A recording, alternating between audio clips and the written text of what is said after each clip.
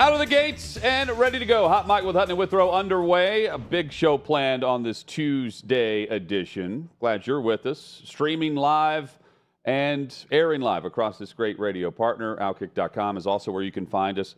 Chad, all the shows are big. This one jam-packed. Plenty of headlines to get to. We have a throwback, at least for us.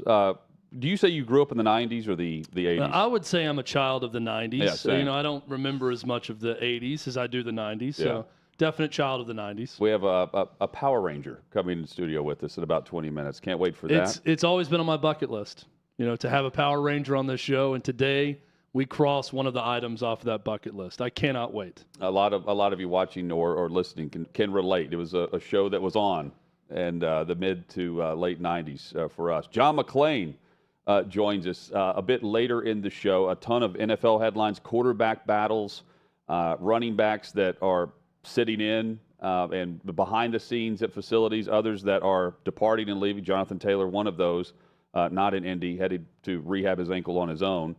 Ryan Duffy is the director of Untold, Johnny Football, which is available right now, today, on Netflix. Chad and I had a chance to screen this ahead of time and can't wait to dive in with the director on the direction of this documentary series and specifically the life of Johnny Football, not Johnny Manziel. So, quick review of this, Hutton, before we talk to the director. Yeah. I watched all of it this morning, and it's an hour and 15 minutes, I think, around Roughly, about that. Yeah, roughly. Felt like 30 minutes. It did. It ended, and I'm thinking, that's it? Because it takes so long just to get to the Cleveland Browns part of it, and the A&M stuff is flying by so much. It feels like a night out with Johnny Football. That's how fast it goes. Blink of an eye. You hang out with Johnny Football that entire night. Before you know it, you wake up in a pool of your own vomit at 5 a.m. Not a blink, That's a blur. what I felt like by the end of the documentary. It was that quick. Yeah, I can't wait to hear some of the stories that didn't make the cut for this because they were all great behind the scenes. Speaking of stories, great stories with Kurt Schilling. And that's where we start today's Score Stirred headlines on this Tuesday edition of Hot Mic with Hutton and Withrow. We'll be asking Kurt about the best fights he's seen or been a part of or watched, maybe behind the scenes as well. Tim Anderson KO'd over the weekend in what was an amazing punch that was thrown by Jose Ramirez. And Ramirez ends up getting 3 games of a suspension. Tim Anderson gets 6 games. Those are the only multi-game suspensions handed down from Major League Baseball. Chad, I get the feeling Ramirez takes the 3 games, just like everyone would hope he would, and he will be referred to as the hero of this because I don't get the sense that Tim Anderson is viewed in popularity by across Major League Baseball, especially with some of the things he said and continues to say on social media. Yeah, this is definitely one of those adding insult to injury type scenarios because not only did he get laid out by the punch, he gets double the games as a guy who laid him out. That can't feel good, right? You're the one who gets knocked out. You're the one stumbling off the field. You're the one that most of Major League Baseball doesn't like. And, oh, by the way, you're going to get a 6-game suspension when the guy who knocked you out is going to get 3 games. It would prompt me to say, what about the guy who actually connected on the punch? How about him? Can we give him more games? But that's not the case. Well, Major League Baseball agrees of who started this, who wanted to fight. They both did. One ended it. I still, and I feel like I'm an expert of this fight now because, as I've said, I spent over an hour watching every angle of it. I don't understand what initially happened to make him mad. I know the claim was it was a hard tag. But it was over a course of several different instances. No, something like this doesn't just happen with one thing. I get that. But he says he's yelling back at him, just play the game the right way, respect the game. Yeah. And he's talking about a hard tag. I didn't really see that hard of a tag. My initial thought was it's like what we see in basketball all the time. When you go crotch first over a guy, that is the ultimate sign of disrespect. I think back to Scottie Pippen dunking on Patrick Ewing and walking over him where he's straddling him, and then that started the fight. How many times have we seen a guy like step over another guy in Draymond, basketball? and then Draymond ends up kicking the guy who grabs his foot. Yeah, you punch up at the guy, you kick at him. Like, that's the ultimate sign of disrespect. I thought that the issue was because he slid head first. Yeah. That Anderson was like hovering over him, straddling him for too long and would not move. So he's yelling back at him to get out of his way so he could stand up. But now he's saying it was because of a hard tag. But as we know, Hutton, these things don't happen like that. This was building for a while. And then we all got to witness the glorious conclusion to their beef, which was Tim Anderson getting knocked out. I thought Anderson would get suspended for more, honestly, just based on just being in the headlines for this reason in the past, or just in controversy, either something that he's trying to defend or something that he's instigating. Chad, the Angels going in the wrong direction. Right at the trade deadline, they load up. They were buyers, not sellers. They did not trade away Ohtani. They wanted to make a playoff push. And since the deadline, since August has rolled around, they have not won a game. It doesn't look any easier. They're now, 8 games back from the final wild card spot. And going into it, everyone's looking for them to make a push to get that final wild card spot, to participate in the postseason. And the acquisitions have not met the expectations. They have plummeted instead of raising the bar for where they want to go. And just to put this in perspective, over in the National League, the Mets are 7.5 out of the third spot. And you said 8? Angels are 8. 8 out right now? Here's their upcoming schedule. And by the way, we are all on team LA Angels right now because we want Ohtani. This is before Trout even returns to the roster. I want to see them in the postseason. I'd love to see them make a push to try to keep him. I think they have to win in order to do that, to prove that they can be the franchise that he's talking about at the All-Star break. Here's their upcoming schedule. They've got 2 more games here against the Giants. Then they have a 3-game series against the Astros and the Rangers over a 6-day span. Then they return home for a series against the Rays. This is not going to go well based on the way they've been playing and the acquisitions coming in cold, not hot.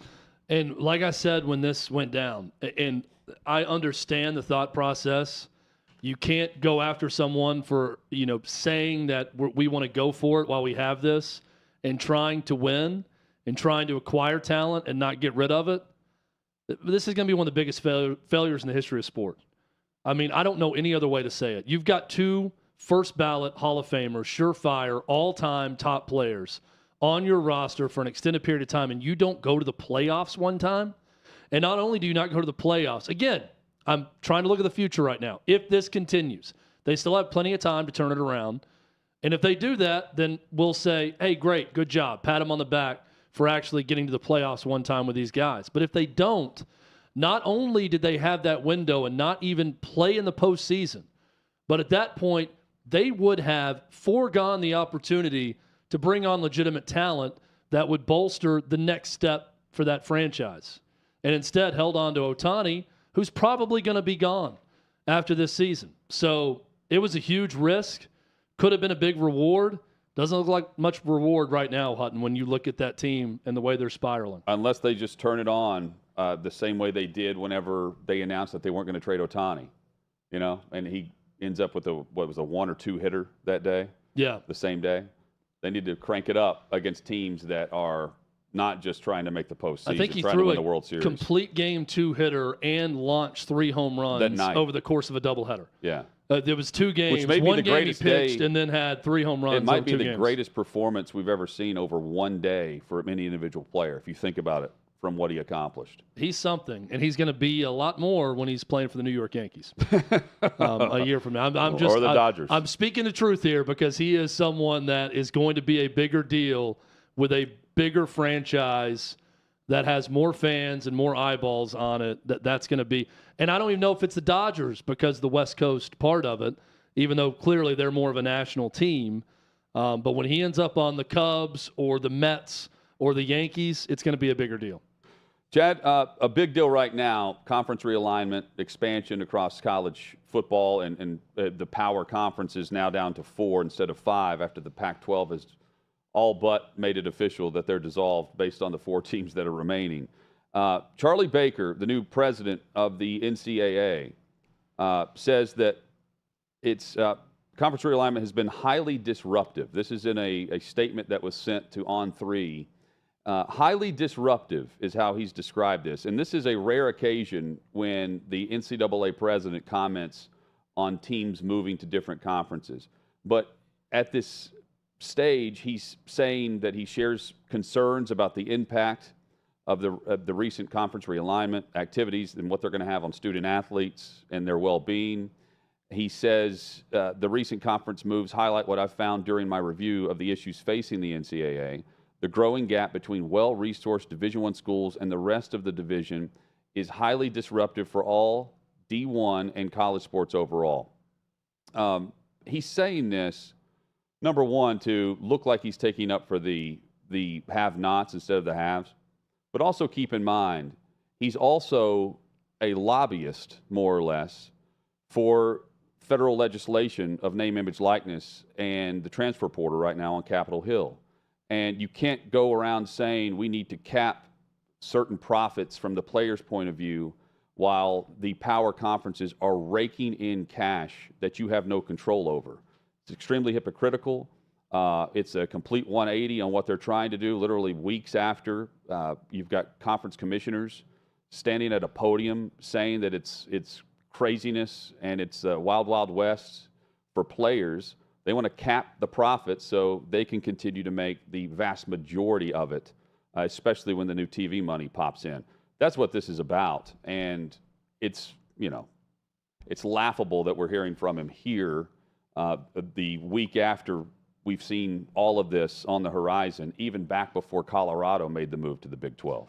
Well, it is comical, and from one standpoint, because there's always been a division in major college football. There's always been haves and have-nots. So if you're going to bemoan the fact that those who were once haves because they were in a Power 5 conference, and now that some of them have been left behind because others from that Power 5 conference went to a better Power 5 conference, but now that leaves the others at a disadvantage who were the privileged children of college football before. That doesn't make any sense because there's a whole level of conference that have never had the same advantages as those in the SEC or the Big Ten or the ACC or formerly the Pac-12. So that division has always existed. And when you don't argue what we've said for a while, which you just hinted at, and that is, I'd love for one person from the NCAA or a school president. We've seen coaches being honest about it. We'll play some audio and video of a coach later being honest about it. But if Charlie Baker just came out and said what we said yesterday, you know what, guys, it's really hard for us to push this legislation and say all the things we need to have competitive balance and do things for the greater good of college sports if all of you bleep holes are going to get together and just simply make decisions based on money. So how are we supposed to preach to college kids, don't just go to the highest bidder, don't accept this money, if that's all you're going to do? You're going to preach academics, you're going to preach competition and integrity, and then just take the bigger paycheck? How am I supposed to go back to everyone and then try to publicly sell what we're trying to do for the greater good of college sports? You can't. I wish Charlie Baker would have said that.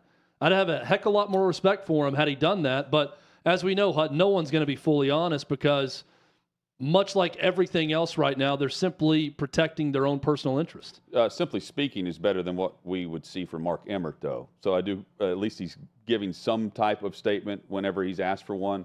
But also keep this in mind. By the way, some great moments from Mark Emmert in that Johnny Manziel documentary. Yeah. We're going to talk about later, where he did say, I will give him some credit on this.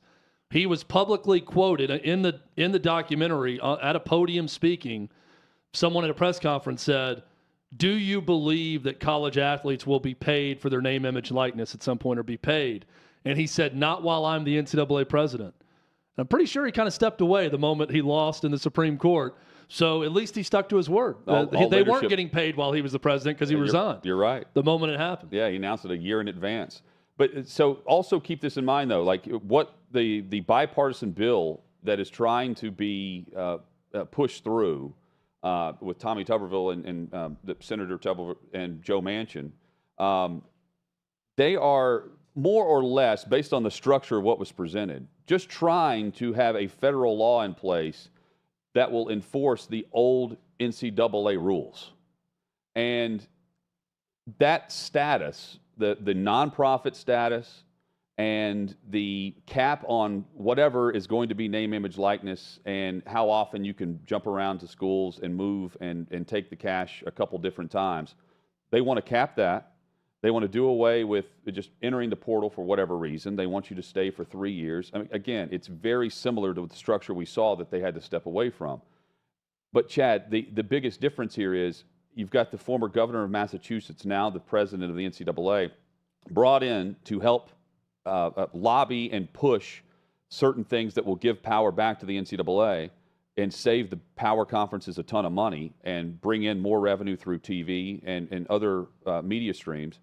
And then the other thing I think that's massive is he's also going to be one of the top things has to be keeping the college basketball tournament exactly what it's been, which is helping them be a $1 billion annual company that's listed as a nonprofit and doesn't currently list any a player as an employee, or the different statuses that I think the players will eventually get if they decide to unionize. That's what they're trying to avoid. That's his really job description. It's not, oh, how dare the Big 12 take all these schools from the Pac-12. Hutton, I'm excited about our next segment. We're going to take a little dive into pop culture when we come back. Away from sports, into pop culture. Although I guess Power Rangering could also be seen as a sport. We'll discuss. Definitely. Yeah, it was a sport to watch in the 90s for us. That's next on Hot Mic.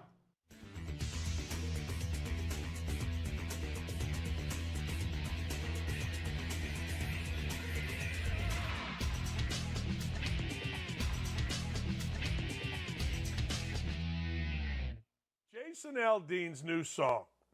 Jason Aldean's new song, Don't Try It in a Small, Try That in a Small Town, is awesome. It's basically saying to you Antifa clowns out there and you rioters, look, you can go ahead and burn down Democratic-run cities. And the cops, at least in Indianapolis, will be told by an alleged drunken mayor to stand down. That's fine. But don't try that in a small town. You saw what happened in Crown Point, Indiana. Crown Point, Indiana, there was rumored that a group was coming in to tear it up. Crown Point's just a little south of Gary. And all the fellas got their shotguns out and lined the streets. Do you know how much trouble there was in Crown Point, Indiana? Bam. Zero. Zip. Nada. Liberals went nuts. Oh, this is racism. No, not really. Hey, there's white Antifa. There's black Antifa. You're just protecting your streets. You're just protecting the businesses that you use. See, here in Indy, we did not protect the businesses that we use. We let idiots run wild. We let idiots burn. We let idiots break. We let idiots destroy. That's not the way to go about it. You try that in a small town. Here's what happened in Ottawa Lakes, Michigan, where my wife's from. There was a rumor, group was coming up from both Toledo and Cincinnati. And they were going to go into this gun store and loot it. Word got out. Neighborhood app got started. You know what happened? The fellas, I think it was Ottawa Lakes. There's another town right there. It could be a different town. I don't know. They're all there. You know what happened? The fellas surrounded and protected the gun store. You know the rest of the story, right? The Antifa pussies came up, looked around, saw they were being challenged, and like every single group of bullies, turned around and left. Damn right. That's a small town. And if you think Don't Try It in a Small Town country music, television or whatever is racist, tough. Good for you. We don't. It's number one on the charts. And I put out a tweet earlier today of an African-American guy, big, strong guy, that said, hey, don't be coming down here to Alabama. African-American guy. I'll retweet it. Said, don't even think about coming down here and starting that crap. Don't even think about it. Well, guess what? He ain't wrong. It ain't about black or white. It's about protecting the businesses that you use against people that are trying to destroy your town. And Jason Aldean ain't wrong, baby. And you liberals can bitch and whine and moan and write your articles and try to cancel him or cancel me for standing up for it or get mad at OutKick. I don't care. I love seeing what happened in Ottawa Lakes. You want to come in here? Ain't happening. It just ain't happening. Crown Point, Indiana, everybody called them racist because it was white guys with shotguns. You know what they did? They protected their town. I wish we'd have protected our town here in Indy. You go into Indy, it is awful, horrendous, horrific. Nothing going on downtown for the most part.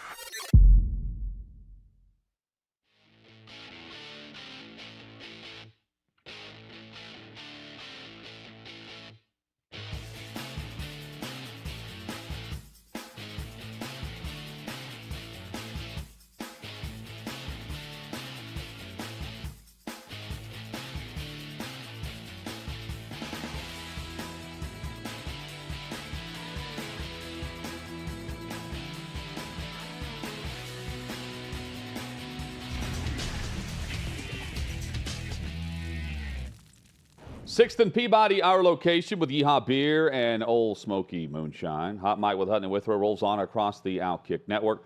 Coming up, how Stanford and Cal, who are currently on the outside looking in on who's remaining in the Pac-12 as it sits right now, how they could be showing us exactly the structure and the model for how teams try to stay relevant if they're not a part of the power conferences. That's coming up in about a half hour or so. Chad, right now, going down memory lane a bit for us. Mighty Morphin Power Rangers was on the TV quite a bit. I believe it was like Fox Kids or something is where it debuted. It was a global sensation. This is a huge show. And then it's turned into this empire of different branches on the tree. It never stopped. There's currently a movie right now on Netflix that is co-starring our next guest.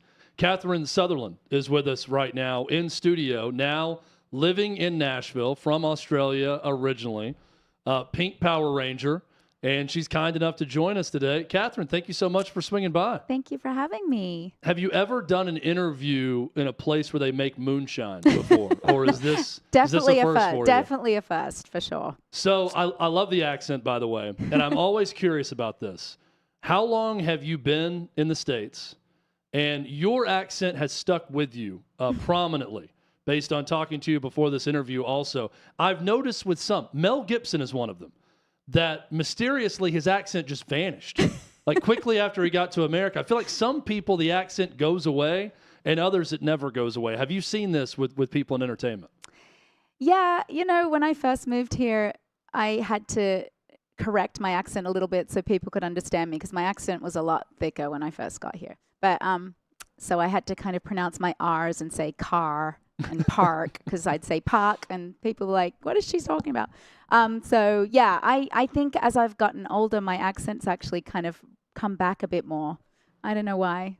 It's great. So like how we try to do a bad Boston accent with the R's. Park the car. Yeah. You go into an American accent by focusing on the R's. So in the mid-'90s, when you jump on board with Power Rangers, already a popular global show at that point, how much research goes into it when you get the opportunity to join something that's humming along at that level? What was your first reaction to it, and did you have a relationship with the material at all before taking the role? Yeah, I didn't know anything about the show. I literally just thought I was going on a kids show that filmed in America, so I was just excited for the opportunity. But I think it had just started airing when I got the job, so I started watching it just to see who I was going to be working with. It made no sense to me. I didn't understand anything. I was like, what is happening right now? They're teenagers and then they become robots, and how did they get in the cars? And I was so confused. But I didn't realize how huge the show was, to be quite honest with you. So when I came over, I was like, oh wow, this is a big deal. This is making a big impact on people. I'm going to have to really know what I'm talking about. So yeah. Where did you guys shoot the show, and what was production like? What was the timetable for filming this show? Yeah, we filmed in Valencia in California, and we worked really long days, sometimes 16-hour days, because we'd finish filming and then have to go and do ADR. And which is like all the voiceover recording. So anytime you saw us in a helmet, that Yeah. was a stunt double. I had a Japanese male stunt double that was padded and looked kind of girly, and he would always stand like this. I'm like, I don't even stand like that.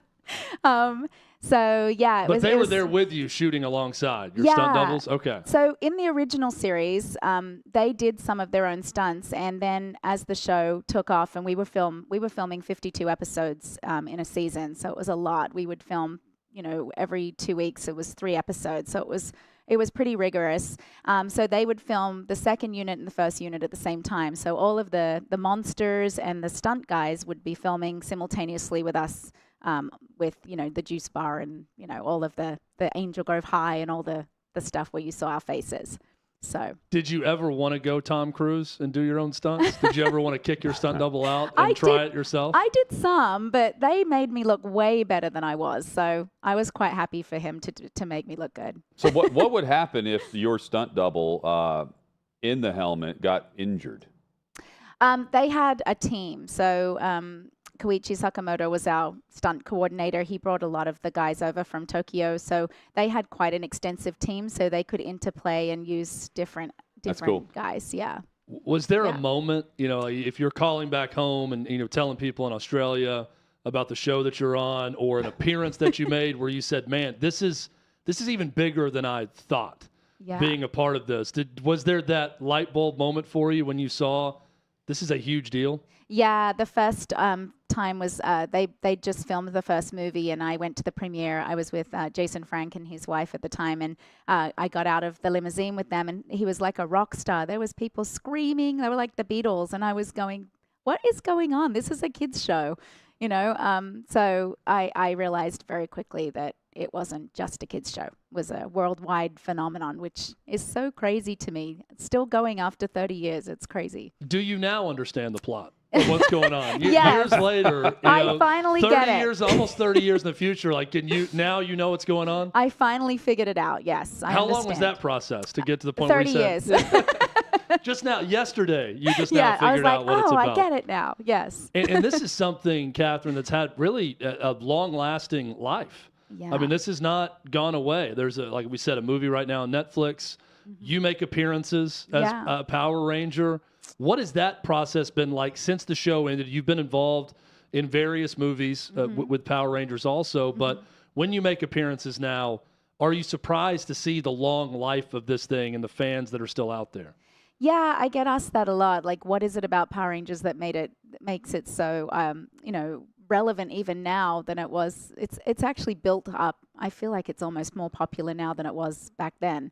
And it's because our fans, they continue to pass it on to their children. So I'll meet 3 generations of Power Ranger fans when I go to these conventions. It's crazy. And I think it's just, it's a wholesome show. It's about good, good always wins, and about working together as a team. It had diversity. There was a character everyone could relate to. It's colorful. There's loud music. It kind of had a little bit of everything. And I think people want that kind of wholesome television again, Catherine Sutherland in studio with us, Hot Mic with Hutton and Withrow across the OutKick network. I want to ask about the finances here. Would you guys get a cut from the action figures? No, it was non-union when I was on the show. So, no, we don't get anything from merchandising, or I don't even get residuals from the show. Yeah. Wow. We get So you're a paid college very well. athlete that we're just discussing. Yeah, I mean, this is a funny story. One of the actors, who I won't say who it was, but the first time they got their paycheck, actually cried and said, "Oh my gosh, I made more as a waiter." Well, how much was it? How much would you make? Oh, I don't know. Just starting out in the mid-90s. My deal might have been a little different because they brought me over from Australia. So I know some of the original actors were making maybe $500 an episode or something like that. So the one who was crying, you're like, when you heard that, you're like, oh, well, I made more than you. Yeah. Yeah, I didn't cry. Yeah. Or you're just tougher Well, than that's that why actor that saw that. in the original series, 3 of the actors left because they were trying to get more money, which they deserved, and so that didn't go so well. So another big hit in the 90s was American Gladiators. There's a lot of documentaries on about that now, and it was a similar situation. Yeah. People breaking into the industry and getting paid nothing on American Gladiators. They held out, and they got replaced quickly, right, on that show. But you see throughout the documentary, they're still making money off American Gladiators through appearances. Mm-hmm. Has that been good for you and your fellow Yes. actors, where you get to go on and make appearances after the fact? Yeah, I think that we always say that's like it's an amazing thing to be able to connect to our fans worldwide, and it's made us relevant and kind of like that's like our residuals, I guess. Doing these now. But I don't feel there's no resentment or anger or anything like that. I feel like they gave me an amazing opportunity, and I got my green card through that job, and there was so many blessings that came from it that I could have gotten paid more, but it all comes back, it all comes around. The Netflix, where the latest movie is right now, they're notoriously secretive with the public about how things are doing. Do you get any feedback or information on how things are doing on Netflix, or is it just shot and then kind of goes away? It's so interesting you say that, because I had asked one of the executives about how it was doing, and they don't. I don't know if they can do the number, if they can figure out the numbers, because it was number 10, like top 10 around the world, but I don't know how they figure that out.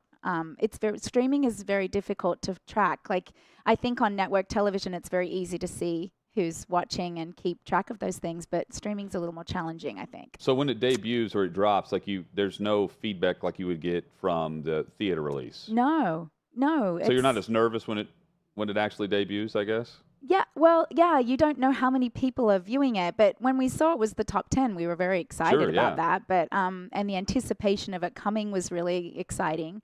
But yeah, I don't get any feedback of other than people messaging me on social media and telling me what they thought of it. I don't really get any feedback. What are the biggest markets other than the United States for all things Power Rangers? I think it's originated in Japan. Yeah, it originated in Japan. The Sentai was the first series. I think it's pretty popular in Europe, I believe.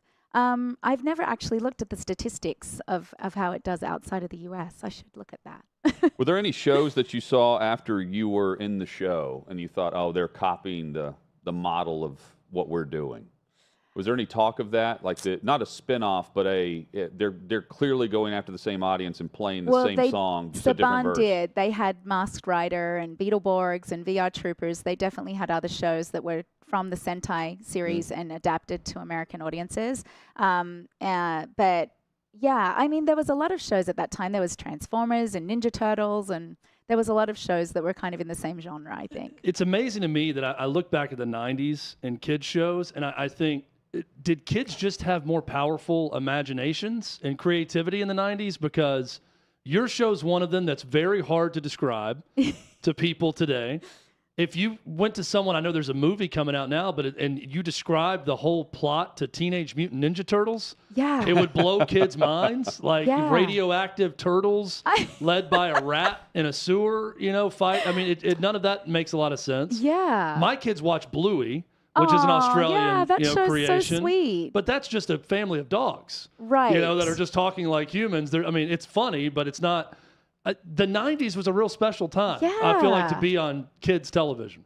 You're right. There was a lot of different kind of shows. I don't know. I think it took you 30 years to realize figure the it plot. out. So clearly it was difficult. Maybe that's just me.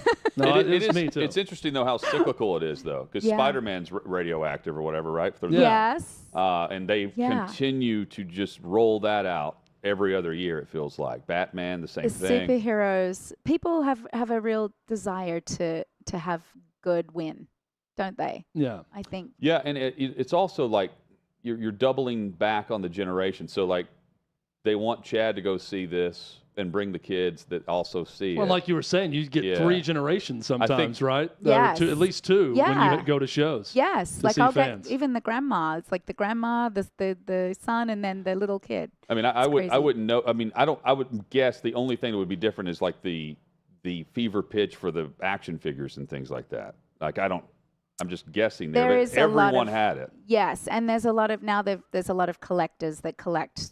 These things are worth a lot of money, and so I think we get that audience as well of people that want to collect the toys and the comics and all of that stuff. Emily on YouTube says Kat was one of my favorite Power Rangers growing up. So you've got some fans out there watching Emily. right now. Why Nashville? I feel like so many in entertainment are making the move from LA to Nashville. Why Nashville for you? Yeah, it was so weird how it all happened. I really feel like it was divine intervention because it wasn't on our radar or anything. We stopped off here on the way home from a vacation, and my husband and I just fell in love with it and started to kind of look around. And then I went to Franklin, and I just went, oh my gosh, this is like a Hallmark town. I have to live here. And we packed up my whole family. You know, I'm not going to get political, but California wasn't for me. Yeah. So I hear that from a lot of people Yes. that have moved recently. So Yes. you're definitely not alone there. yeah, well, I've met Companies a lot too. of friends, a lot of companies. A lot of my friends that I've met here are from California. So it's a beautiful place to live. I love it here. It's a great migration. It's going the Yes. opposite way now. It Yes. was back in the early 1900s, east to west. Now it's back west to east. Yeah. Coming right, all comes back around. Just like the Yes. Power Rangers, it all comes back around. It does. It does. You'll have to come back around here at 6th the Peabody. We'll do a Yes. moonshine tasting. Yeah, oh, moonshine. I have tasted it. I'm not a real fan of moonshine. Do Am I you allowed like to say beer? that? Beer's more your speed? No, I like wine. I Yeah, like they don't good have a lot of wine around here, so we can't really help you No. out. There's plenty of bars around, though. There is a with lot of with wine. bars. Yeah. Yes, I know. And whiskey. I know everyone does their old fashions and everything. I just can't quite. I'm gonna have to practice. Get Red- used to There's that. only one way to get good at it. Yeah, red or Gotta white. practice. Maybe a rosé. Yeah, rosé. All right, we can find. They've got wine around here somewhere. Jim. Yeah. Yeah. Arlington Vineyards. There we go. Oh, yeah. Shout out Kicks. Whatever you need, they have it right here. Catherine, thank you. Thank you so much. Thank you. Coming up, a chat with Albert Hainsworth from last week that apparently Clay Travis did. At least that's according to Sports Illustrated. That's next on Hot Mic with Hutton and Withrow.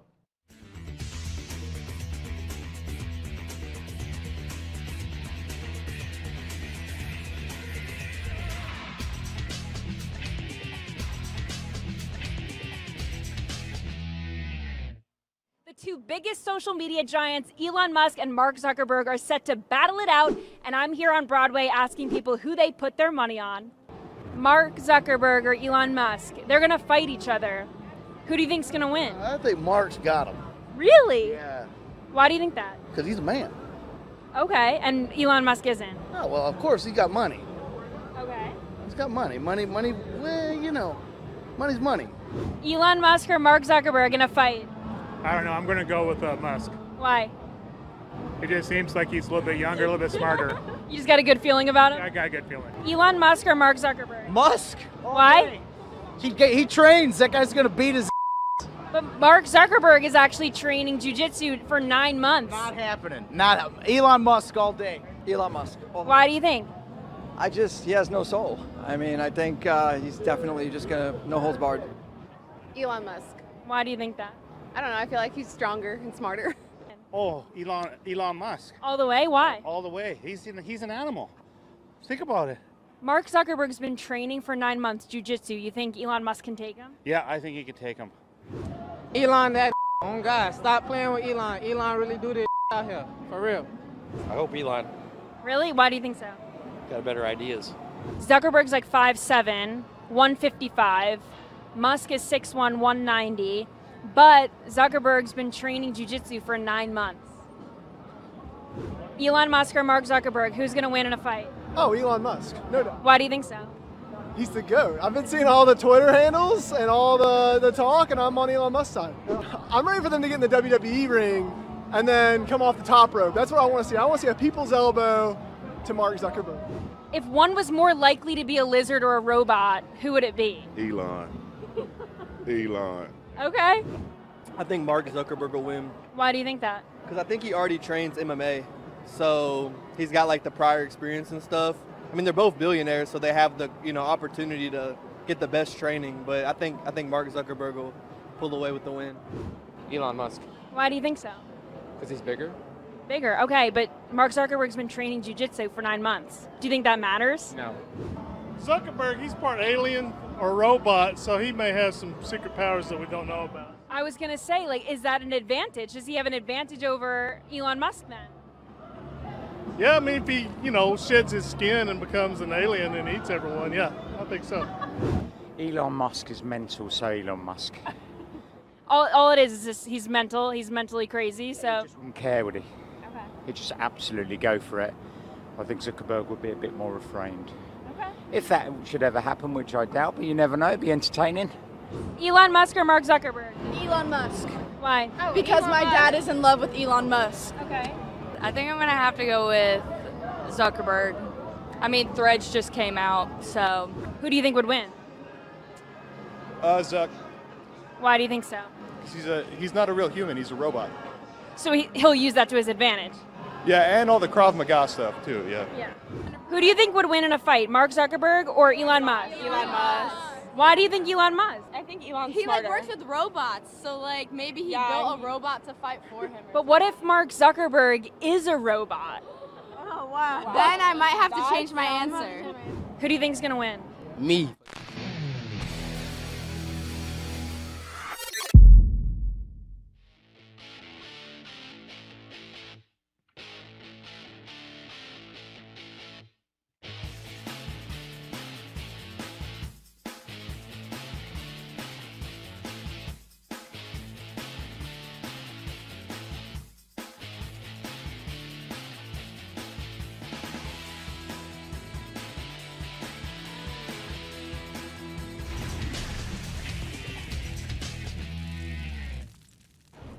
Coming up, we discuss the ACC and the future compared to what we just saw with the Pac-12.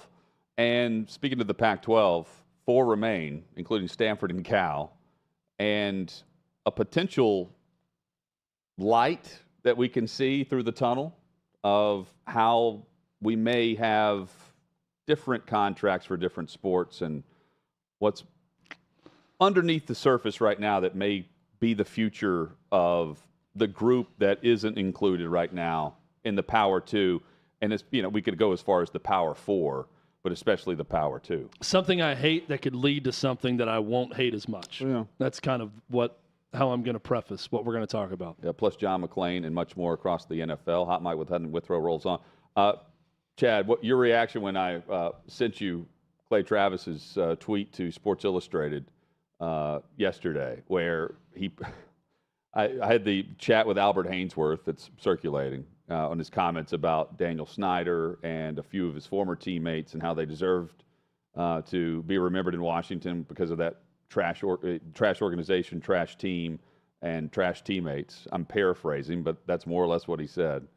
SI clips this part of the story and says, hey, just because we need the contrarian viewpoint, it surely had to be lurking around some dark corner. Indeed, here comes OutKick having posted an interview in which Clay Travis interviews Albert Hainsworth.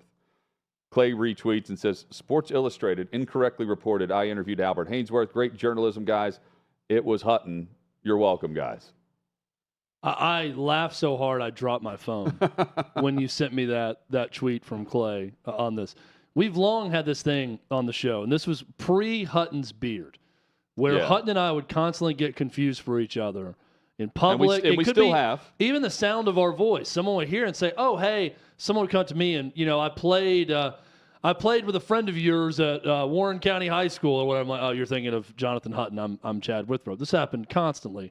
And occasionally there will be some confusion from people. But what I've seen in the last 2.5 years as Hutton has joined OutKick is we've seen a seismic shift in confusion. Around that time, Hutton grew a beard, and the beard has been here to stay. And from that point on, Hutton will walk out here at 6th and Peabody, and people will occasionally yell, hey, Clay Travis. I've signed Clay's name. I love your stuff. Ask for an autograph thinking it's Clay. In front of Clay. This confusion happens so much more. We long had Chutton. We've now formed Clutton. The Clay-Hutton combo and the mix-up.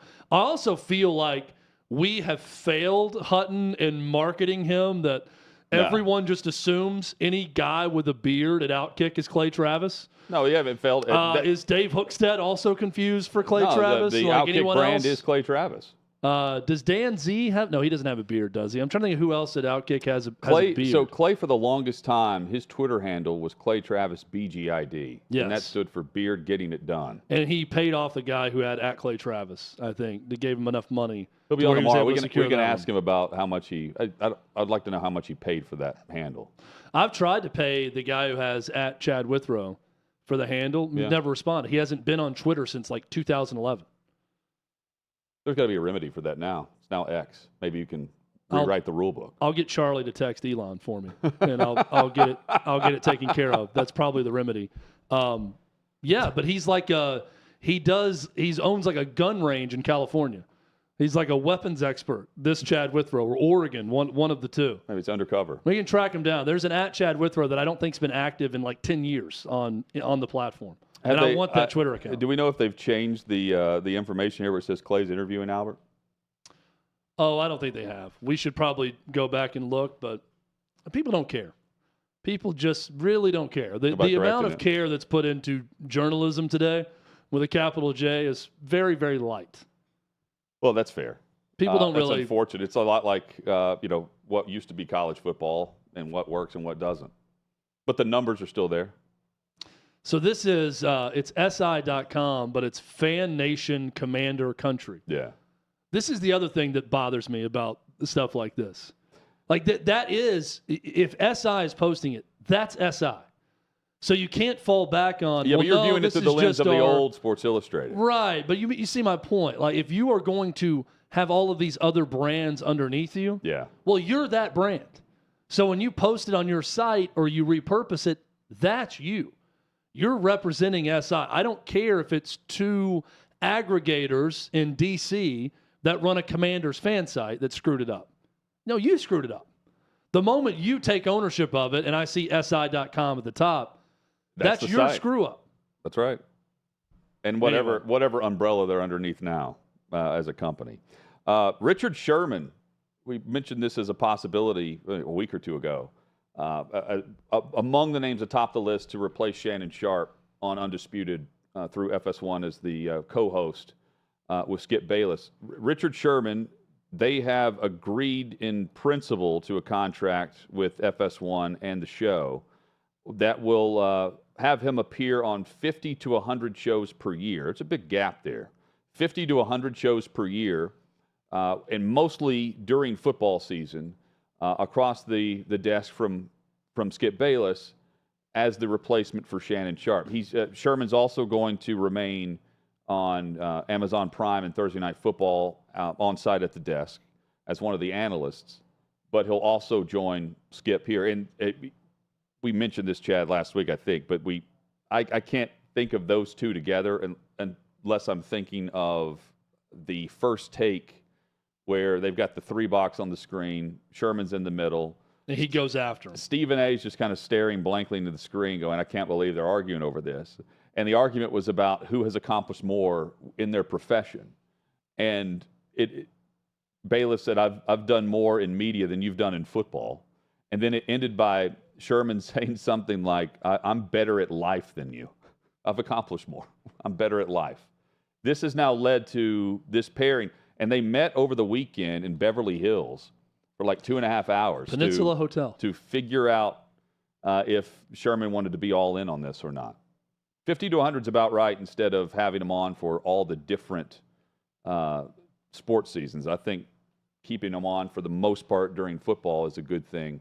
And they can also get creative on how they want to approach the other times of the year. I know Keyshawn Johnson has been mentioned. They'd like to lock him in. Lil Wayne is in. Lil Wayne's doing it. It's Fridays. like a Friday rotational series of rotating guest disputers with Skip on Undisputed. So they're going to have different co-hosts on Fridays, and Lil Wayne's going to be one of them. This news prompted me to go back and watch that clip of him on First Take again. And my takeaway after watching that was they're going to physically fight on this show. I am not joking. I think that Richard Sherman is going to attack Skip Bayless at some point. I don't think that he can draw the line that you need to draw in order to not fight him. I think that tempers are going to rise and that Richard Sherman just may attack him at some point. What did he say? He said I hope that like, doesn't happen, but Skip, that's my guess. You addressed me as Stanford graduate and all-pro cornerback Richard Sherman. That was one part of it. Skip Bayless can say, you can address me as Vanderbilt graduate. Right. Skip Bayless, also a good school. That's a good comeback from Skip because any athlete can say that to any host that's not a Hall of Famer, right? I've accomplished way more in sports than you ever did. But him to come back and say, yeah, and I've done way more in media than you have, and we're in media right now as you're a guest on this show. Sherman, It's a pretty good comeback. I like Sherman's intelligence here. I think it's a smart contract as far as the appearances. I think they will be good together for TV purposes. And on the flip side of it, I think Skip Bayless does his homework, no different than Stephen A. I think there have been a lot of posers. There have been a lot of other shows that have tried to just clone what they were doing and can't do it in the same way. One thing that Skip says he's not is a hot take artist. He says he's just spitting facts or his opinion. And he's not what he said, I'm not a grandstander, I'm not a toy, I'm not a caricature, I'm a natural-born opinionist. To me, a truth teller. I see it and I say it whether you like it or not. He said this on the Skip Bayless podcast recently. Yeah, I mean, I believe that he believes that. I think that's what he thinks about how he performs his job. And you're right, him and Stephen A. Smith, they're not the originators. I'd give that to Tony Kornheiser and Michael Wilbon of this. Yeah, but this was different. It was a different spin, this though. Is, this and it was is years different. after. This is more of an anger behind it. But they're both very good at what they do. Whether you like it or not, they are good at it. And let me also say, I think the Richard Sherman show with him will be a good show. Yeah. I think that's a good move and a good hire. You think it'll end like Tim Anderson, though? I just think that there's going to be a fight. I feel like Richard Sherman, Skip Bayless isn't going to fight anybody. He's done this for years, and he's not accosted anyone on air. Verbally. He knows how to separate it, and he might get mad, and him and Shannon Sharp ended up hating each other. But whatever. That makes for a good show in what they're trying to accomplish. I'm not sure that Sherman's going to be able to shut that side of him off. Hopefully I'm wrong. But either way, it's going to lead to good television between those two because there's going to be some legit animosity at times. Oh, he's definitely, though, he says he's not in a hot take. He says he despises the term. Many do because it cheapens the opinion. It's more about trying to do something that will go viral instead of giving the honest opinion and your honest reaction to something. You're cranking it up to 11. Many would say, a lot of the pro wrestlers are who they are. They're just at a 5, and then they crank it up to 11 on the characters that actually work. And that's what this show and others are attempting to do. And I mean, he's also certainly tweeted out things that are built for the retweet, even though he's not following anyone, the retweet or the interaction, trying to, poke at that more than the simple one-liners, like the Tebow craze, comparing him to Brady and saying he wants Brady. He would rather have Tebow in the final 2 minutes than Tom Brady. Other instances of this, there are plenty of examples to point to where it's more of a hot take Skip Bayless. A lot of that's on social media. Yeah, I don't know. I feel like a lot of these guys, Skip Bayless is one, especially on Twitter, that a big part of what they do to get a response is the same way that you or I or anyone might react initially to something in their own mind. He just goes ahead and tweets it during a game or what's happening and does not care about ramifications. Hello, DeMar Hamlin. Where most, exactly. That's a good point. Where most of us would sit back and think, do I need to share this thought? Is this what I need to say? Maybe I should give it a little bit more thought before putting this out there. He just goes for it. Well, but think about it. When he opens up the Twitter app or X, whatever, he's not following any account. So he only sees his posts on the feed. So he's not seeing any other reaction. Unless he has another account that he can log into where he never tweets from. I've never understood that. Not following people that just don't listen, watch, follow anything because they think it's going to influence their thinking. Yeah. I just think it's a good source of information to see how other people are doing it or to hear other opinions or to watch it. I've never jived with that line of thinking of, well, I want to have my own original thought and be able to claim it's my original thought, so I'm not going to read anything else or listen or see anything else. Chad, a former SEC player and former NFL defensive lineman, Ziggy Hood, is now a biology teacher and assistant coach for a high school down in Texas. And he potentially kept a school shooter from, I believe the student was arrested and had a weapon. They found a weapon. But he was potentially planning a school shooting at that high school. And Ziggy Hood, while in the biology class, noticed that there was a student that just didn't seem on point, that a little off. He approached him, tried to, in the effort to mentor, try to figure out what was going on with this student, and come to find out, he found out that there was the potential of some school shooter thoughts. And from that moment, he alerted the authorities, and he saved lives by doing that, by having the wherewithal to approach the student in a positive fashion, got the information out when no one else would apparently speak to him. Yeah, all because he saw something and he said something to the individual, to the young person. So that's a good job by him. Is the ACC headed towards the Pac-12 status? We'll discuss that, plus Stanford and Cal and what we could see them do.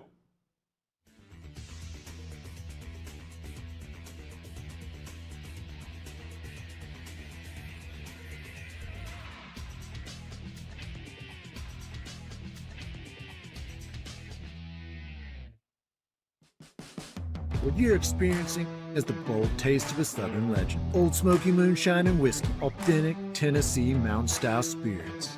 We believe in crafting flavors that were born from tradition but defy expectation, and pioneering a new experience with every sip. Because if it doesn't do this, it ain't this. Old Smoky Moonshine and Whiskey. Come on.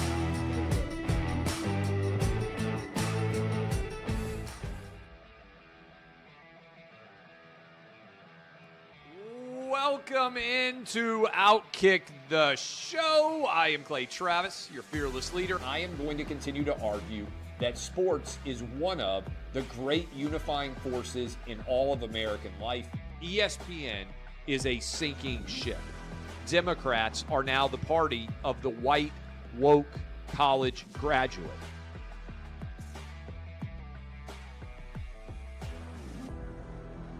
We live in a land of participation trophies. You gotta lean into the turns.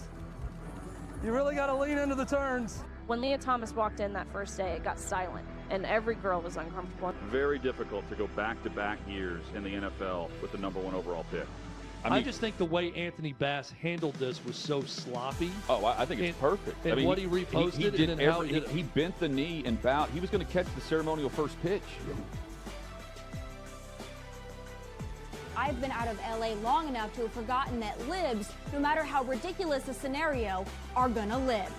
Another week of inflation, another week with Biden with COVID, and another set of losers to crown. People don't watch the WNBA on TV, in person, on a plane, on a train, on a bus, or on purpose. The scary thing, Tommy, is in the history of this government, I've never seen them give anything back that they've taken. Oh no, they never do. And they won't. When you're behind closed doors, when you're talking to plant managers, when you're having meetings, when you're with the team, was there an acknowledgement of any of this, an acknowledgement of the situation, the boycott, and then the doubling down about moving away from the fratty image? We've seen coaches throw water bottles. We've seen coaches act like idiots. We've seen coaches slap other coaches. But I think if you're involved in carjacking, you're inherently a rotten human being. The level of stupid that sometimes gets on our YouTube chat just gives me a headache. You're born a male, play with males. You're born a female, play with females. Don't at me about it, people. I'm pissed off about this. I never did it before in my life, but Trump is being cheated. The American people are being cheated. We, ladies and gentlemen, are being cheated. I believe this person is the greatest player anybody alive will ever see. How can you hate Derek Jeter? A guy's on-base percentage tells me his batting eye, and a guy's slugging percentage tells me if he's a threat. That's the kind of guy that throws a no-hitter, that effectively wild guy.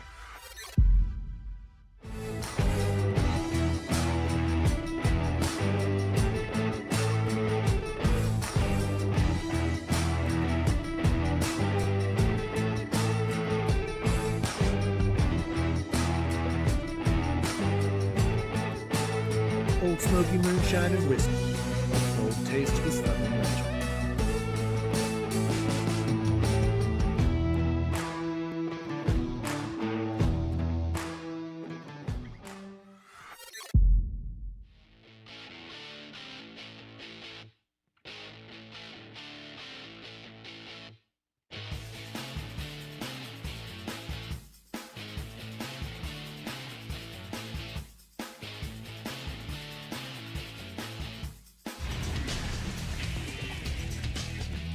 Just like that, the second hour is here. Hot Mike with Hutton and Withrow, the Tuesday edition. Glad you're with us across the network. It includes this great radio partner you may be listening to as well, streaming live, OutKick.com, YouTube, Twitter, Facebook, and more. Join Chad in the chat. And we've got plenty ahead over the next couple of hours to get you into the Tuesday evening through your workday. Chad, we've got John McClain coming up in about 20 minutes. The latest news and notes from across training camps in the NFL include some quarterback battles, an interesting one out west for a backup gig, and the running back spots. Some of the running backs are holding firm. Some are not. And who's going to ultimately win out? There are a couple quarterbacks, too, that tie into that have relied on running backs that may not have their guy week one. And it's amazing when you follow Twitter/X and you just look up. This happens once a show where I'll see a headline that just really jumps out to me, and I have to share on air and with you right away. Sure. This from TMZ. The microphone Cardi B chucked at a fan after having a drink splashed on her has sold for nearly $100,000 on eBay. So the microphone she chucked at a fan, and that fan is now suing her, has now sold for over close to $100,000 on eBay. Don't you love America? I mean, I'm sure it's a very expensive mic, Chad. We were at Blackbird Studios. It's a conversation piece for some rich person. Oh, yeah. But hey, you guys want to see the microphone that Cardi B chucked at a fan? Come to my cigar room. Come to my wine cellar, and I'll show it to you. Let's go. Let's have a jaunt down there. I love it. Maybe she bought it back. That would be fun. It's her conversation piece. Yes. And it's for when people step out of line in her house. She just chucks the microphone at them. Chad, a conversation piece for the future of the Power 5, now Power 4, is the ACC because of Florida State, right? And they're certainly chatting it up publicly about the fact it's not if but when and where we're going to move out of the conference. And they're working on a private equity to help fund the buyout cost that this would certainly set up for, and very steep.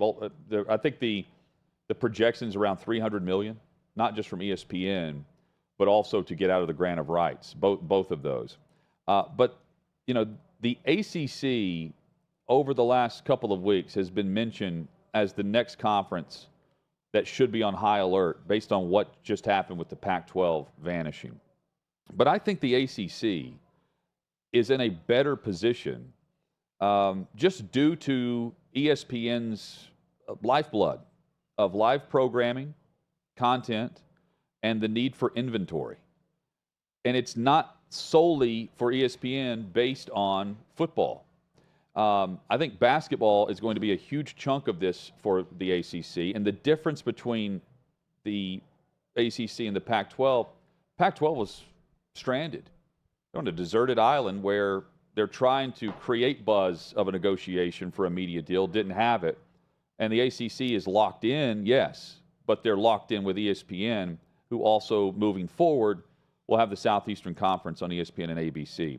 But I don't think that if the ACC just melts away and then some of those programs end up in the Southeastern Conference, let's say, I don't think that generates more money from ESPN because ESPN needs content. They need space fillers, even if it's a terrible program in that particular year or that particular sport.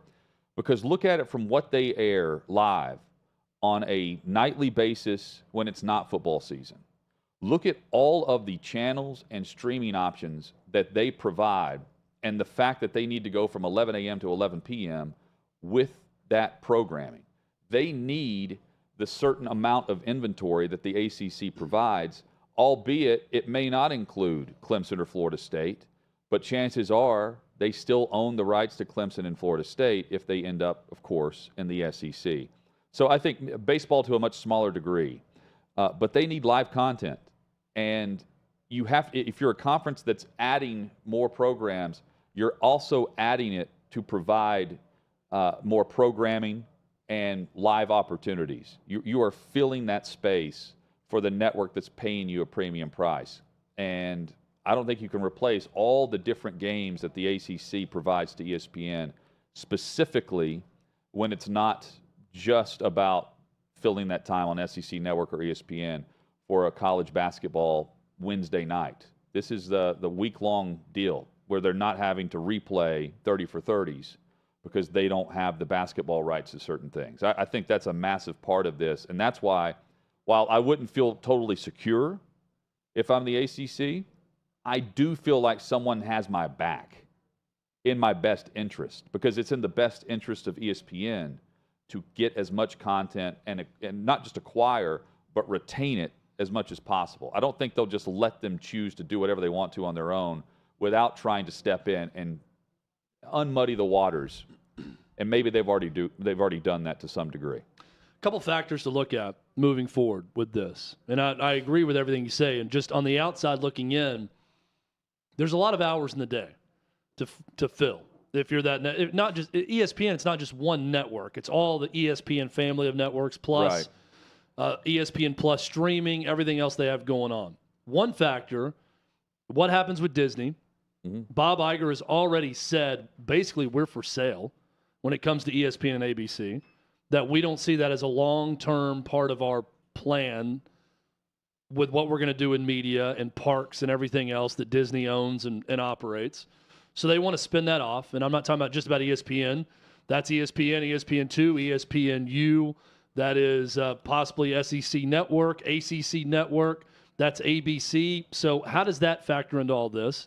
The other one is the cost analysis for broadcasting the games. And Hutton, you brought this point up yesterday. They currently call a lot of games from home anyways, but there are cameras there. Now, with a lot of these schools, you have a relationship where they have their own setup at these schools where they can broadcast it with their cameras. What does that cost look like as opposed to the advertising revenue they're making when they sell those 5 or 6 sponsors for the ACC college season? It's going to run during every commercial break that you're going to see over and over again. They are making money off of that because it is live inventory and live advertising they're putting into those games. So how much they make off of that, and how much are they going to continue to make off carriage fees for cable with everyone cutting the cord? So while right now, today, inventory is important, I wonder what 5-10 years from now inventory will look like when you get out that spreadsheet and look at the cost versus what you're bringing in off of that. I don't know. I'm not going to sit here and pretend to know exactly where all this is headed. And I think a big part of it, Hutton, is the fate of ESPN, their networks, and ABC, and what Disney does with that. Yeah, is going to tell a lot of this. You mentioned the spreadsheets, though. I think the spreadsheets have a lot to do it from ESPN's stance. I think the overriding presumption is, that the schools that want to leave, they'll just jump in the SEC, and they're going to get more in their media deal. Well, I don't know why ESPN would want to pay more when they're currently in preservation mode and they have content to fill. Yeah. So that's why I think it's in their best interest, and the networks are running this because conferences are entering the portal, teams are entering the portal because of the money grab. The money may not be there from their stance because they've already got the ACC at this particular price, albeit it's not one that Florida State or Clemson feels like they can be competitive with. But it's in ESPN's best interest to keep them together instead of seeing what happened with the Pac-12 top to bottom. Chad, speaking of Pac-12, there are 4 teams that remain.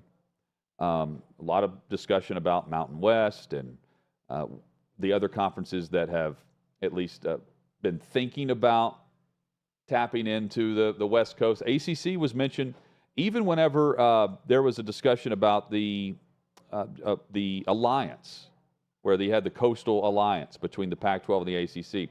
Well, it's back around again, where we've discussed yesterday the Stanford and Cal potential for the ACC and the interest there. It doesn't make a lot of sense. It didn't make a lot of sense last week whenever Oregon and Washington were mentioned. But what model could they be showing us is about to happen across college sports, specifically with ACC, Big 12, and then also the teams that are left hanging out there that didn't join ACC or Big 12 or Big 10 or the SEC if you're Texas or Oklahoma? Rick Pitino has been on one the new St. John's head coach, on Twitter. And he's making a lot of sense. And people need to follow his Twitter account for this. And he was one of the first to say, all of this is about football. So why not let football just form their own conferences and leave the rest of us alone? And he said, thank God for the Big East and what we have in basketball right now. And the fact that St. John's and others, they don't have football. Yeah. So don't have to worry about it. So he's saying, let them go make the money and do what they feel like they need to do. I think he's spot on right. It's something I've said for a while. I think it's going to be probably a college football, men's college basketball spinoff. And then everyone else is going to be left for their own regional conferences that make more sense from a travel rivalry standpoint. And then football, maybe basketball, but definitely football will be separate. So credit where credit is due there. Also credit to Jared Stillman, a buddy of ours, local radio host on 102.5 The Game, our sister station, on our network affiliate, 94.9 The Fan, right here in Nashville, Tennessee. Thank you if you're listening on one of our radio networks, by the way. Listen to Jared Stillman on the way home yesterday, and he brought this up. I think I know exactly where he's getting this information, and I can tell you that it's from a very good source. That, yes, the ACC and Cal and Stanford is a very real thing and is likely to happen, but not the way many think. It's not going to be an overall partnership. It's going to be a smaller share for a football-only partnership with Cal and Stanford, leaving Cal and Stanford to then join the West Coast Conference in every other sport. So now Cal and Stanford in basketball will play St. Mary's, Gonzaga, others in the West Coast Conference, in baseball, in water polo, in everything else that Stanford excels in, and they would only compete in football in the ACC. This is a brilliant model. I love this. This is where it needs to go. Making these moves and pretending it's about the student athlete overall is a joke. It's not. We've seen a number of softball players in the Pac-12 say exactly that. We're going to play video a little bit later of an SEC coach telling you exactly that. It's not for the student athletes, and it's not what's best. It may be what's best for football. It may be what's best for football players from a money standpoint. It's not a big deal to go from Palo Alto, California, to Florida State when it's once a week. When you fly in on a Friday morning and you fly out Saturday night, not a big deal for once-a-week football games. It is a big deal when your baseball team is going to Florida State, then going to Duke, then going to North Carolina for weekend series. That's a big deal. So let's go ahead and say what it is. It's football and everyone else. Well, let's do that. Let's have these super conference football conferences and let everyone else join a different conference. If that's what's going to happen with the ACC, I'm more accepting of this move for Cal and Stanford. I still think it's silly when you think about those two programs in the Atlantic Coast Conference. Yes, it's the reverse of what we see with Notre Dame, where they're playing, a 5-game schedule in the ACC, but they're independent. And then the rest of their sports are... Yeah, they get the benefit of the full membership in basketball and baseball and other sports where they get to fill out their entire schedule that way. Yeah, where you're actually joining the conference for one sport, and then the rest... And then you're going to a smaller conference. Yeah, then you jump back in for something else. Which makes more fiscal sense. Yeah. And you still get the benefit of whatever media rights deal you need to fund the rest of the programs at your university. Yeah, you're not getting the full share from the ACC, but it's still a heck of a lot more than you'd get from the Mountain West. Or the Pac-12. Or the AAC. Or the Pac-12, which is no more with the 4 teams. But you get my point. Like, it's still better monetarily, and then you also get the rest of the revenue from whatever conference you join for every other sport. What do you think happens with Washington State and Oregon State? No one's talking about them. It's sad. And I brought up the numbers yesterday. It's not like they're the worst in the country in terms of eyeballs. They've just been left behind because they have. They're remote. I mean, I don't know if people have been to the Palouse. I have not. I knew a couple people who went to Washington State. It is in the middle of nowhere. It is on the Idaho state line, the Idaho-Washington line. Oregon State and Corvallis in the middle of nowhere. These are not big, booming metropolises with a lot of people around. You know what? And they've been sort of left out in the cold. I'll reach out to Ryan Leaf and see if he'll join us to discuss that. That would be a great one to have on to talk about Washington State and what's next. Because I think the most obvious answer, and maybe it's just this simple, they just join the Mountain West. I think football, again, where does our mind go first? It's always football. My mind goes football first, and I think that makes a lot of sense. Boise State, the teams you'd play in that conference. Now, they could also try to, I don't know how you do this, but if Cal and Stanford were not to leave and you had the 4, you could just go cherry pick the Mountain West and add Boise State, San Diego State, if the Big 12 doesn't want them, and others, and say, well, now this is the new Pac-12. But we're going back to the Pac-10. We're going to add 6 schools, and it's going to be the Pac-10 again. But the problem with doing that, though, is now there are financial ramifications for San Diego State. Yeah. We know they're back in, and they've got like this $36 million buyout now. It's not worth it to any of those schools years. Now to pay the buyout to get out of their current conference. And the other schools that would be trying to acquire them and reform and redo this model, they can leave without penalty right now. So from a financial standpoint, just join up with the Mountain West and call it whatever you want to, or just keep it the Mountain West. Either way, I don't think it's a automatic qualifier Power 5. You can't just wave a magic wand over that. No, it's going to be tougher to sell Utah State as the possibility, the key to the playoff at that Wyoming. point. Cowboys. I do love those uniforms. John McClain joins us coming up. We discuss all things NFL, training camps, and what to watch for in some quarterback battles as the preseason games begin. That's next.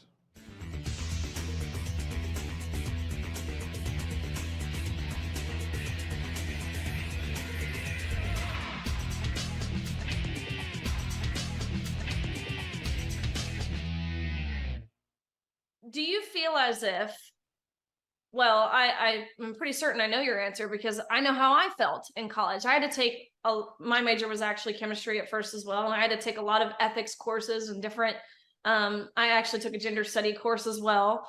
And I felt like I had to tailor my papers a certain way to get a good grade. And what I'm noticing is across the country, that's the consensus. Even in the South, like where I went, University of Kentucky, we felt this way. And so I entirely agree with you that this is, it's happening all over. About the backlash, how I mentioned, she came out and essentially used the argument of your argument was based in white supremacy.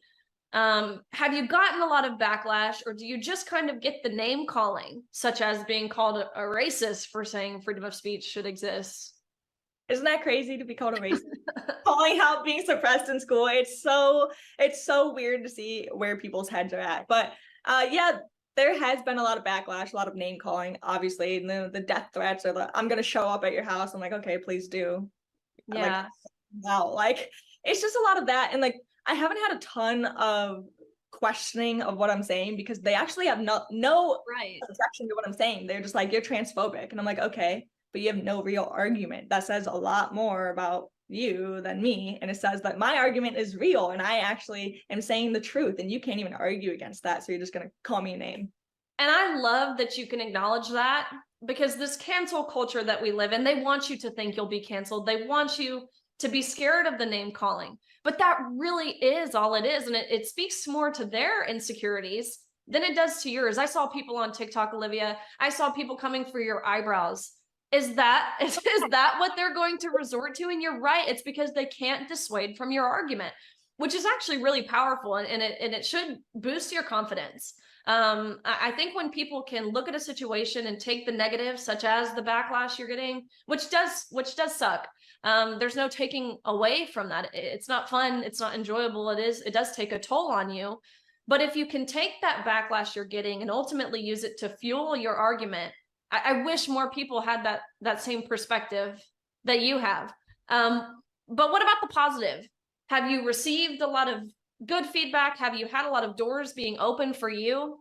Yeah, absolutely. I mean, the opportunities that I have had are just absolutely incredible. And the support from people like you and all these other speakers who've spoken up about, men in their sports. And the ones that really stick out to me are actually the parents of young girls who are messaging me and saying, I have 2 daughters who are running cross country just like you did. Thank you so much for protecting them. Thank you so much for sticking up for them in their futures. And I'm like, that's why I'm doing this.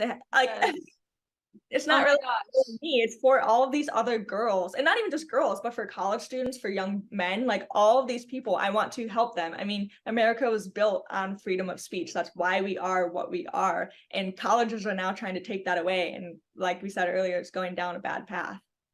You know, Olivia, you sound like you're filled with hate. You sound just super hateful. No, how could anyone listen to your argument and say that that's hateful? I mean, I hear the compassion coming from your voice, advocating for what you're advocating for. It really is for everyone, all ages, all sexual orientations, even all gender identities. That's who you're advocating for, to be able to speak freely.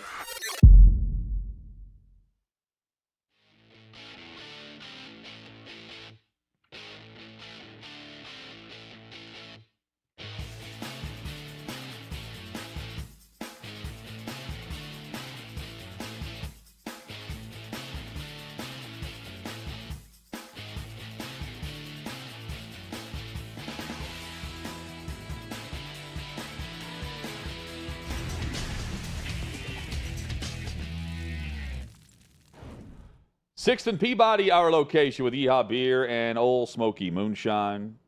Hot Mic with Hutton and Withrow rolls on. Glad you're with us today. If you're watching, streaming live on all the different social platforms, including YouTube, Twitter, and more. And if you're listening to our radio station that is a part of our network, we say thank you as well. John McClain joins us. A lot to discuss across the NFL. John, hope things are well. Always. Thank you for asking. Same here. Sports Radio 610 is where you can find his great work. Before we dive into some of the top headlines as preseason games officially get underway, two out of the gate outside of the NFL. First, your thoughts on the Big 12 acquiring through expansion the four corner schools that have been discussed over the last couple of months. I'm an old Southwest Conference guy. I didn't like it when Arkansas bolted, A&M bolted, but I do think that they moved quickly when Texas and Oklahoma went to the SEC to secure Houston, which has been trying to get in the Big 12 forever, Central Florida, Cincinnati, and Brigham Young. And then to move and get Colorado to meet brings absolutely nothing. If Deion wasn't a coach there, people wouldn't even know they still played football. And by bringing in Arizona, it makes basketball even better. It's the best conference in the country. And it's even tougher with Houston coming in, Cincinnati, now Arizona, as it was described by Daniel Jeremiah from the NFL, said Big 12 basketball is going to be like Thunderdome. And that's a great way to put it. Getting Utah to come in, Utah's won Pac-12 last 2 years. I think it's good. So under the circumstances, when you lose Texas and Oklahoma and you recover the way they have to clearly be the third best conference behind the SEC and the Big Ten, I think they've done very well under Brad Yormark, who is the new commissioner. Certainly, he's done better than the last two Pac-12 commissioners. Yes. I hate to see the Pac-12 fall apart, but I didn't pay any attention to it, truthfully, unless USC was great and had a great quarterback like Caleb Williams and great players throughout the years. You know, UCLA to me has not attracted my attention at all. And the fact is, these schools will still be playing a lot of meaningful games at home. And I'm kind of excited about it, even though I don't think any of these moves are good for Baylor. It just makes it harder. But I'm fired up to watch it, to see where it goes from here. And Stanford and Cal are being in the ACC when the ACC could be the next one to suffer major losses if the SEC wants schools like Florida State and Clemson, or maybe the Big Ten. Yeah, and I don't think anybody's excited about, Stanford, Cal, ACC matchups in that way. But there also hasn't been a lot of talk about Oregon, Washington versus Big Ten teams. That was all the rave about what USC, Ohio State would look like in some of those games now in conference, UCLA, Michigan. I haven't heard the same amount of buzz about what Oregon, Washington will look like in the Big Ten. John, what's your level of excitement about those two schools joining that conference? Now, first of all, you can go from Newark, the airport at Newark, to London as quick as you can go from Newark to Oregon and go to Eugene. And one of the things we should never hear, can you imagine if an administrator or a coach opens their mouth about student athletes anymore. Used to, it was all about, man, travel time, the cost of travel. Then it was the poor students are not getting, student athletes are not getting enough study time. The bottom line is this: the presidents, the regents, the ADs, they don't give a rat's you know what about the students unless those people happen to be students who can make them a lot of money, or former students who give them a lot of money. Television dictates everything.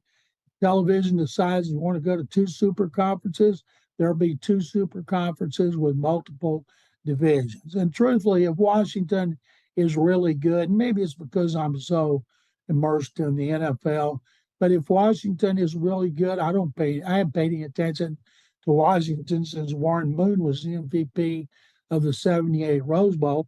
Oregon, I do for whatever reason. Maybe it's the uniform, maybe it's the field, maybe it's Phil Knight Spector. I do pay attention to them, but the bottom line, we're going to see a lot of blue blood programs playing games against each other. And what used to be, you go 11-1 is now going to be an 8-4, and they'll expand the playoffs to 16 games pretty soon. So it'll be kind of like the NCAA basketball. Just bring on the tournament. So, John, when I saw the Tim Anderson knockout, the Major League Baseball fight, anytime I see any fight in baseball, I automatically think back to Nolan Ryan putting Robin Ventura in a headlock and using all that dad strength to beat up Robin Ventura. You were a part of the Nolan Ryan documentary, which was terrific, and you were a big part of that. What's your recollection of that fight with Ryan, and how do you think this one measured up with that? Obviously, the result was a knockout, but the visual that we just showed of Ventura versus Ryan was far better. I thought the play-by-play was hilarious. Instead of down goes Frazier, down goes Anderson. And Tim Anderson will never, ever be able to live that down, just like Robin Ventura. In that documentary, Nolan Ryan, which was outstanding, I would encourage all of your viewers and listeners to check it out. Only one person didn't want to be interviewed, and they flashed that up there. And that, of course, Robin Ventura. I'll never forget. Oilers training camp had just come back in, and TV was on a Rangers game, and I stopped, take a quick glance. I didn't care anything about the Rangers, except when Nolan Ryan was pitching. There were 4 of us. We saw him get hit. We saw him charge the mound. Kind of, and then all of a sudden, oh my God, the way he got him in a headlock and just pounded him, that'll be on tape as long as there's tape. John McClain with us, NFL columnist, sportsradio610.com, as where you can find him. He joins us weekly here on Hot Mic with Hutton and Withrow. John, Eric Bieniemy is so intense that there are intensity concerns with some players in Commanders camp. What do you make of this? And is this something that Bieniemy is known for? Because I don't remember the intensity talk from Kansas City. Never heard anything about it. Andy Reid's not known as a head coach who beats up his players. Maybe Bieniemy's trying to show everybody. Well, LaShawn McCoy would disagree. If you remember, that's the one guy that publicly had a problem with how he talked to players when in his time there in Kansas City. He did not like Bieniemy. Yeah, the way they talk to players, my goodness. The Oilers used to have an offensive line coach, Bruce Matthews and Mike Munchak. You guys know them very well. Hall of Fame guards. And this coach, Kim Elton, Kim would scream and yell, cussing at them and everybody in training camp. They asked him to keep it down because of all the kids in the stands back then. And if those guys were sensitive, they'd have been crying the way he treated them. Of course, that's the way it used to be all over the league. Now you got to be sensitive about anything you say. As far as Bieniemy, he's trying to show people that he can call plays that he didn't get to call in Kansas City, and that he can be a great head coach and get a job without Patrick Mahomes and Andy Reid there. And so that's going to die down. It's all about what the Commanders do.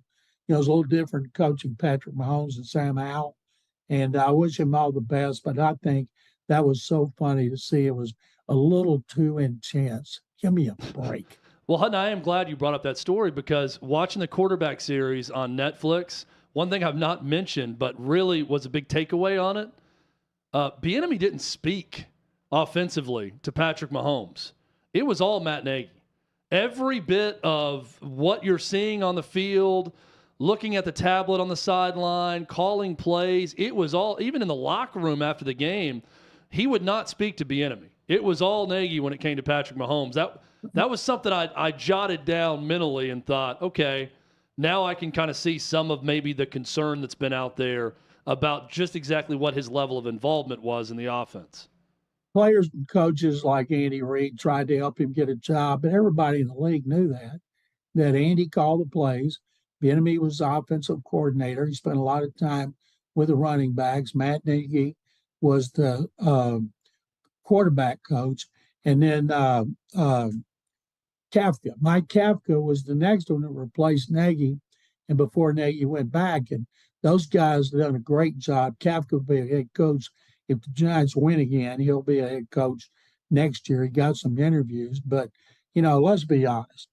Couldn't one of the three of us coach Patrick Mahomes and say, Patrick, just make a play? Yep. Yep, and just look over at Kelsey and figure out something to do that's not in the playbook. Yeah, here would be my instructions to Patrick Mahomes. What do you like? All right, let's go do that. Yeah, let's do that one this time on this 3rd and 7. Go ahead. When Vince Young was at UT, University of Texas, not Tennessee, of course, Mac Brown told the media one time, and he laughed about it, and I laughed, and I said, man, what if that were true? Well, it was. He said, Vince, if that person reads not there, make a play. And Vince made a lot of plays at Texas. John McClain with us. John, what is Jimmy Garoppolo without a run game behind him? If Josh Jacobs is not there and they have Zamir White or Amir Abdullah in the backfield? Well, he's in danger. You know, he's always in danger of getting hurt.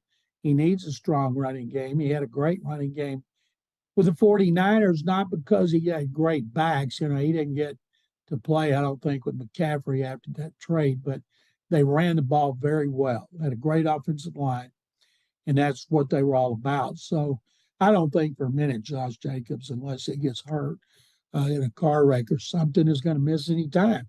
Too much money to be made. You mentioned San Francisco there. So Brock Purdy's the starter. He's really, over the last week, apparently sealed that based on his play in practice. We'll see. It's early. But he's the guy.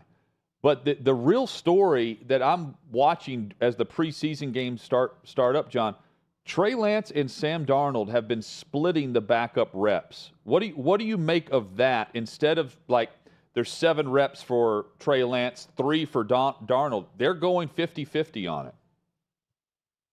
Whoever's the backup quarterback, that's a crucial job in the NFL today, as the 49ers found out last year. And I can't imagine Sam Darnold's going to be the third guy, the emergency quarterback, just like here with Case Keenum, an experienced veteran, being the third emergency quarterback behind C.J. Stroud and Davis Mills. It's amazing to me what Kyle Shanahan saw in Lance, because he only played one game, the first game his last season in North Dakota State. They showcased him for the scouts. And obviously, Kyle saw a lot that he liked to pay so much to move up to get him.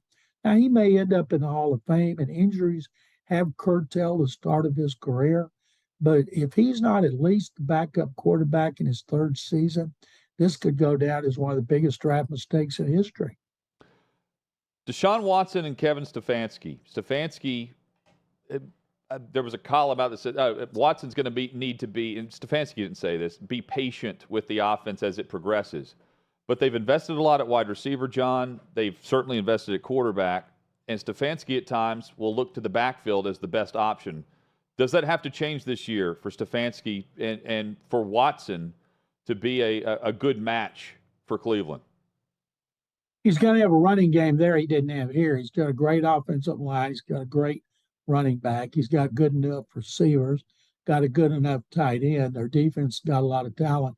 Don't know how good it can be. They changed coordinators again, but I've never thought that Deshaun will ever have the stats that he had here because of where he plays. That stadium is right on Lake Erie, and even when it's September and it's warm, the wind still can blow so hard it can blow you over. I've been to games where I actually was in danger of being blown over. You can believe that. And so he's going to have that. The wind, he's going to have bad weather when it gets into November, December, and of course, January. And so there's a reason they haven't had a quarterback throw for 4,000 yards since 1980. And here that was routine because of who they played and where they played when they were on the road. So they better run the ball. Every Cleveland offense has been built around the running game because of where they play. And I think that's the way this one's going to be, even though Watson, they gave him $230 million because he can throw the football. And he's a pretty good runner too. But I don't think we'll see him make a lot of big plays, but we won't see him, I don't think, compile big time statistics. John, the chat with you always flies by. We say thank you for that, and we look forward to next week's conversation. Thank you. You can read my stuff on sportsradio610.com. There's no paywall. It is free. Absolutely. And watch John in The Rookie and various other films also. Right, He's got his SAG card. John's on strike with the rest of the actors right now, too. That's right. There's John McClane. That was a pitch to go watch John McClane's film. Yeah. We have other pitches for you to consider. That's next on Hot Mic.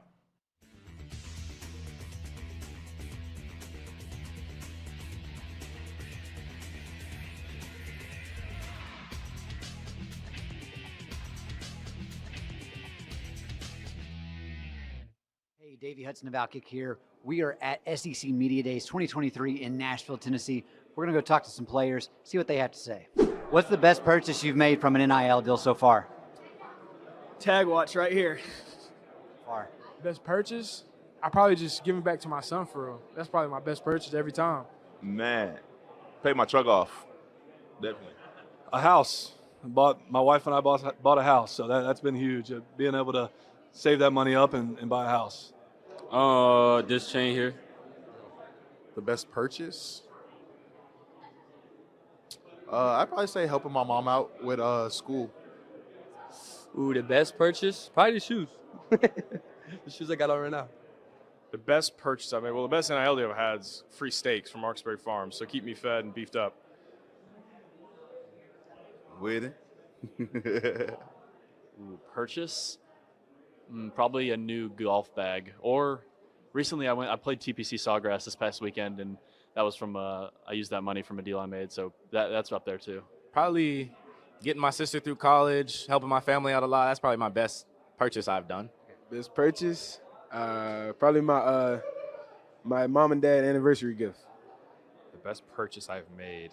I got a yoga mat the other day, and that's helped me a lot. Just flexibility and everything like that, so probably that. Best purchase? My smile. Best purchase? I would say my best purchase was having my school supply drive. Landon, what is your favorite sports movie of all time? Remember the Titans for sure. Sport movie, I say Love and Basketball. That's my favorite. Got to be Remember the Titans for sure. Remember the Titans. It's top movie ever. Probably Longest Yard. I'd probably say Like Mike with Bow Wow. Yeah. My favorite sports movie? Remember the Titans. Air Bud. Perfect answer, actually. I really don't know. I don't have one. Movie? I haven't seen many, but does Sandlot count? Favorite sports movie of all time? Probably Coach Carter. Ooh, sports movie. Probably The Express. Happy Gilmore. The Little Giants. Amari, what was your most favorite sports movie growing up? Remember the Titans. Barbie or Oppenheimer? Which one are you and the boys seeing first? I don't know the other one, but definitely not Barbie. Oppenheimer, gotta be. I'm not against the Barbie movie though. I tried to recommend it. I was shut down pretty fast. Oppenheimer. Come on now. You don't need to ask me that question. Oppenheimer looks good though. What's Oppenheimer? It's a movie about the atomic bomb. It's the big thing that comes out this Thursday.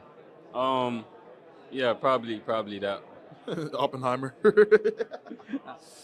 Wait, what was the other one? Barbie or Oppenheimer? The opposite of Barbie. The opposite of Barbie. Yeah, so I'm not. We're going to see Oppenheimer and then follow with Barbie. Solid choice. I don't even know what Oppenheimer is. I don't want to see Barbie, though. Oppenheimer, 100%. Oppenheimer. Oppenheimer. Say a little bit louder. Oppenheimer. Okay. Oh, we're going to watch both of them. Maybe on the same night. We'll probably watch. I think you got to watch Barbie first, just so you're not, Oppenheimer might be a little too intense. You know what I'm saying? So you warm up with Barbie and then you go to the Oppenheimer. The second one. Oppenheimer. Barbie or Oppenheimer? Which one are you and the boys seeing first? Barbie.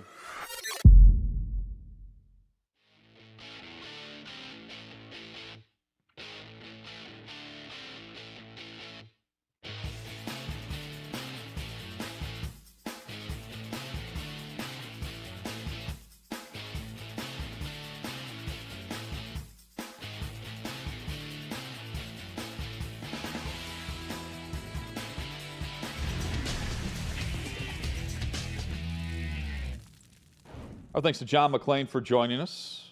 Chad, coming up, we've got Ryan Duffy, who's the director of Untold Johnny Football, which debuts today.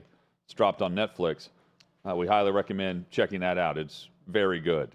Hot Mike with Hut and Withrow rolls on. 6th and Peabody with Yeehaw Beer and Old Smoky Moonshine, our location. The University of Georgia has fired the football recruiting staffer who survived the January crash that took the life of Devin Willock and then the other recruiting staffer, LaCroix. And they have fired her less than a month after she filed a lawsuit against the athletic department at the University of Georgia.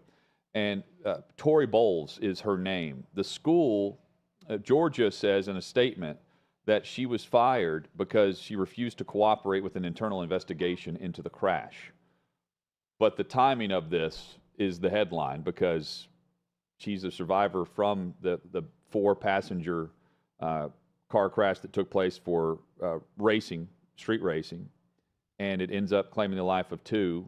And it also results in a lawsuit based on the fact that the car that was being used was driven by LaCroix, who had a blood alcohol level of more than twice the legal limit and had 2 other instances of speeding that should have been noticed or should have removed the access to the vehicle that she was driving that evening, going at 104 miles per hour. I'm thinking the timing raises an eyebrow based on the lawsuit, but you can also find the reason to dismiss Bowles if she's not cooperating with an internal investigation, which would make sense on her end too. Well, yeah. I mean, look, if you're her and the university you're suing comes to you saying, we need you to cooperate in an internal investigation, your lawyers are going to tell you, don't talk to them because all that can be used against you in your case against them. So I understand why she would say no to that. I understand why Georgia would have some issue with it. The sports side of this is obviously a bigger story with lives, that were lost and all that. So let me just go ahead and put that out there before I start to speculate about the sports side of this. If this goes to deposition and this is not some sort of settlement out of court with her, I don't know how this is going to be anything but awful for Georgia. Because she could just be a huge whistleblower on everything in the program. Yeah, but she would know every skeleton about every player, everything they've done, every recruiting tactic they've used over the years, and she could talk about all of it to anyone if she wanted. And the moment this goes public with a deposition, the lawsuit, and they can ask anything about everything that's gone on, I don't know how you wouldn't be at least somewhat nervous if you're Georgia about all this. Well, and just on the financial end of it too, because also named in this is, I believe, they've got it's the estate of Chandler LaCroix, right? Yep. And then also they have Jalen Carter. So Jalen Carter's been mentioned in this too. He's been being named sued. in this lawsuit. But as the one who was racing them when but it's also the accident happened. That LaCroix, it was a super speeder, I think is how it's worded.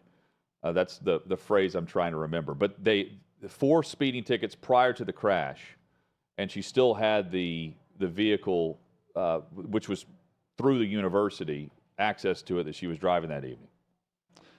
Yeah, and it's David in the YouTube chat says, I've heard she's been getting threats. She's definitely been getting threats. They've talked about that from Georgia fans. I'm telling you, I don't know.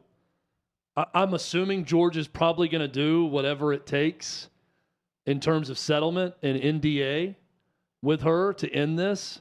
But if this thing goes all the way to deposition and she can talk,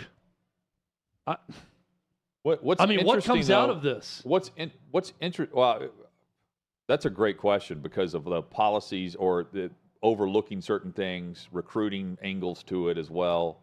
The policy that Georgia is referencing, they say or they claim that the internal investigation and the request have gone back for months. Like it didn't just the day after the lawsuit was filed is whenever they asked to speak with her for the internal investigation, and she was uncooperative. They said she would not speak on numerous occasions with our investigators and provide information, and through her attorney, she repeatedly refused to cooperate. As a result, we were ultimately left with no choice. Okay, that's fine. I mean, they can term it that way. She nearly died in a car accident with another Georgia staffer, and it's all because that staffer decided to race the star defensive tackle of the team, who is now a millionaire player with the Philadelphia Eagles. So, I mean, I'm sorry, but pardon me, bosses at Georgia. I've got a $12,000 a year job that cost me 12 ribs, a lacerated liver, a fractured skull, a lacerated spleen and kidney. I'm not going to get back to you on your internal investigation right away.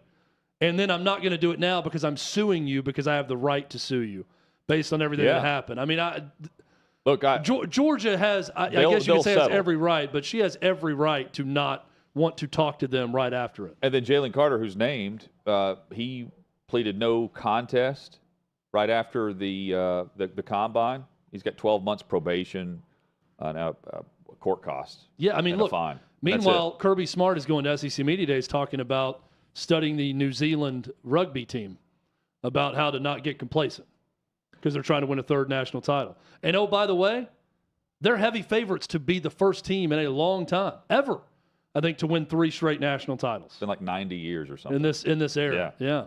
Chad, it is time to recommend something to our viewers, our listeners, or in Davey Hudson's case, someone that will certainly get the link to the pitch. Oh my God, we're burning alive! No, I can't feel my legs!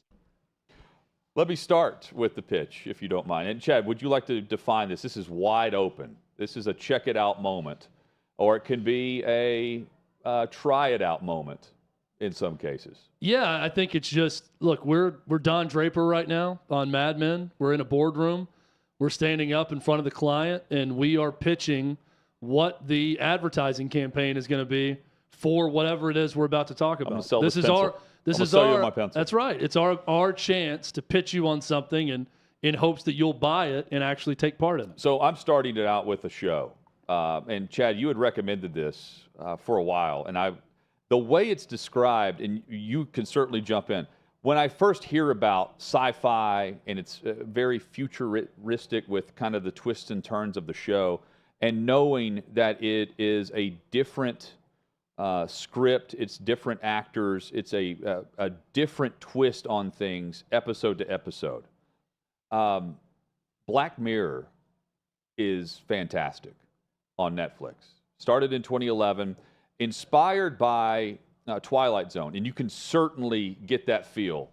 For the most part, every episode has been very entertaining to where I'm trying to predict the twist at the end of the episode, and I enjoy it because I don't really have to get to know the characters because it's a one-off, and then it's right back into a different storyline in the very next episode. Very binge-worthy, and I'm glad I started to binge this show, check out Black Mirror, because the description of sci-fi and futuristic and technology, it's cool when you're watching it. I think trying to get the concept, if you're like me, where I prefer, a certain type of show, it's either got to be extremely funny and my type of humor, or it has to be just one of the top shows that everyone's watching. Not everyone's watching Black Mirror, but you should be, because it lives up to the hype that Withrow has been trying me to buy into for a couple of years now. I'd like to ask a question real quick. Yes. Right? So is there a particular episode you would say, watch this one first? Because based off what I know about the premise, it's not a linear to where it's like this episode follows the next you don't have to binge it. That's the kind of the beauty of it. Each story is self-contained. You don't have to start with episode 1, season 1. Yeah, and just watch whenever you want each one, because it's its own movie. But that's what I'm saying. It's like That's right. you don't want to be in the situation I am, where I tried it 4 years ago, and based off the one episode I just happened to watch at the beginning of that season, it turned me off from the show completely. Yes, and I watched the one that you're referring to, and I agree. But like you can jump around and just find a title or a description of the episode that you think you would like. I started with the Aaron Paul episode. Yeah, that's in the latest season. And then you end up jumping around and going back to see what they were doing, and I got caught up in it. I think it's very good. I would say Be Right Back would be one I'd watch, Davey, to start, to kind of dip your toes into it. And what's the Demon one? Demon 79 in the last season. I'd say if you want to feel good about an episode, watch San Junipero. That's probably the happiest of Black Mirror installments. So that would be my recommendation. It makes you think about technology and what. Yeah, and it's all from the mind of Charlie Brooker. One guy who creates it, this British guy, really good. Jesse Armstrong, the creator of Succession, wrote a couple of episodes with him and directed. That's really good before Succession happened. I love that one. I've seen all of them, and I highly recommend also. I'm going to go a little bit off the wall with mine here. A food item that was recommended to me from the children's show from Australia, Bluey. Both of my kids love this show. I will say I'll recommend the show also for your kids. It's clever. Parents can actually watch some of it. It's pretty funny. It's about a family of dogs in Australia that speak to each other, and it's clever. Each episode's about 13 to 15 minutes long. In this show, Bluey loves to eat jam and cheese sandwiches. My oldest daughter has started to request jam and cheese sandwiches. She asked me if I wanted to try one. I said, you know what? I'll do anything once, and I'll try anything once. So I tried this jam and cheese sandwich, and I'm here to tell you, it's delicious. This is what she requests every day now in her school lunch. We will supply it for her. And if she offers it to me again, I'll probably have it again. Strawberry jam and Monterey Jack cheese, or Colby Jack cheese, is the route I go with toast. It's good. It doesn't sound good. I'm telling you, try it. Jam and cheese sandwiches. It worked for Bluey. It also worked for me. I think this sounds pretty good. I can't. It sounds like a breakfast sandwich. I can't. I'm sorry, Chad. It does not sound good, but it's good. Davey, I can vouch. The cheese doesn't do well for me. Also, Chad, just really quick on Bluey, the one thing I can add to this conversation, are you familiar with the theory about his parents being international smugglers? No, I'm not. I'd look that up. I won't dive into it. But I'm going to keep it wholesome for my kids, so I'm not even going to let it cross my mind. Guys, my pitch is to one person. I don't know how this is going to go over, but it goes out to Michaela. And Michaela, first off, I want to thank you and Dustin for taking me out for my birthday this past weekend. But during the course of our dinner, you said you were thinking about canceling your HBO Max account. And I'm here to tell you why that is not a good idea. Now, I know that you're saying, hey, right now it's summer, get outside, enjoy the sun. But here in a couple of months, it's going to start getting dark quickly. We're going to have to worry about the cold, and you're going to need something to do during that time. And so for that to be the case, HBO Max is a great use of your time. There are so many high-quality shows on there, even things you can go back and watch. We're talking Game of Thrones, the entire series there, The Wire, The Sopranos, even if The Sex and the City, if that's your flavor, you can go for that. But right now is not the time to jump to rash decisions, because Dustin and I have to live with those repercussions. And with that being the case, let's just take a moment, sit back, and give it a couple of months. I mean, at least until Winning Time Season 2's over. I don't know, we get through Hard Knocks. We just take a moment is all I have to say to you. And so hopefully you will see this and you will realize, hey, let's give it some time. Let's wait. Let's not jump to conclusions. Well done, Davey. Let's follow up, and please let us know what Michaela says to this after she watches your pitch. We want to know if she accepts your, not challenge, but your request. Yeah, and it's a humble request, and all I can do is ask, Righteous Gemstones, Winning Time, a couple current shows that are great on HBO also. Yeah, you gotta keep with the HBO Max. Now, they are licensing off a lot of their old shows to other streamers. So pretty soon, HBO originals will be going away from Max. I'm going to cut this part out of the clip that I send her. Okay. It'll work either way. I think you sold it well. A very easy sell is Untold Johnny Football. Oh, yeah. Which just dropped on Netflix. We have the director joining us next, Ryan Duffy, on all the behind-the-scenes stories about Johnny Football, Johnny Manziel, and the craziness from college to professional. That's next.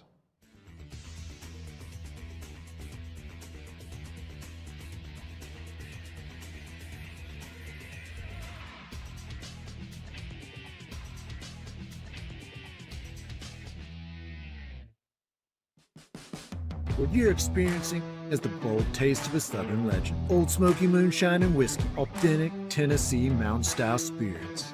We believe in crafting flavors that were born from tradition but defy expectation, and pioneering a new experience with every sip. Because if it doesn't do this, it ain't this. Old Smoky Moonshine and Whiskey. Come on.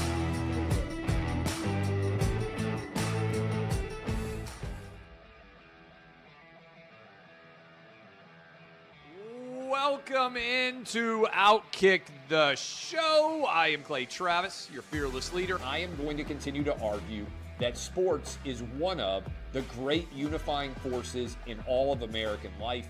ESPN is a sinking ship. Democrats are now the party of the white, woke college graduate.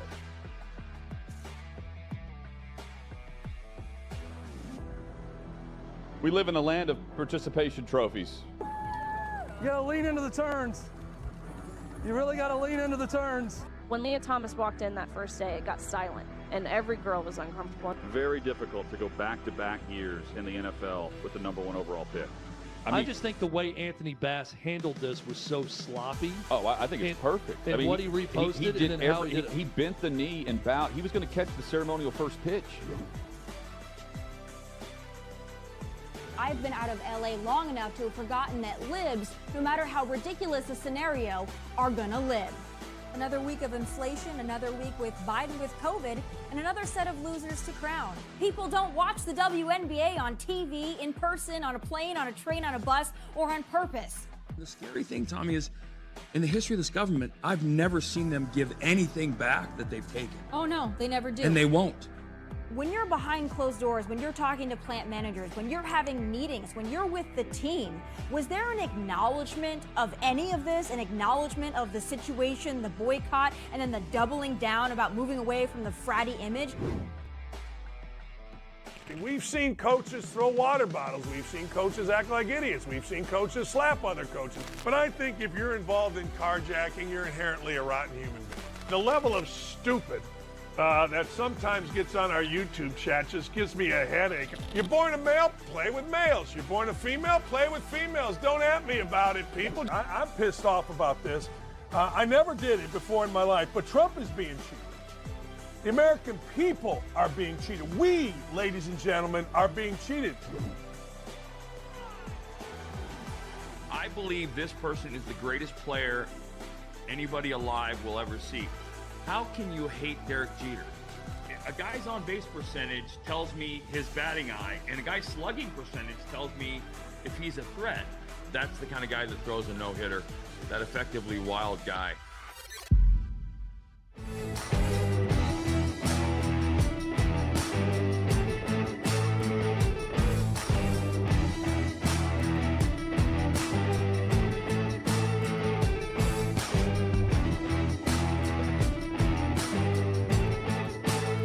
Old Smoky Moonshine and Whiskey, a bold taste of a Southern legend.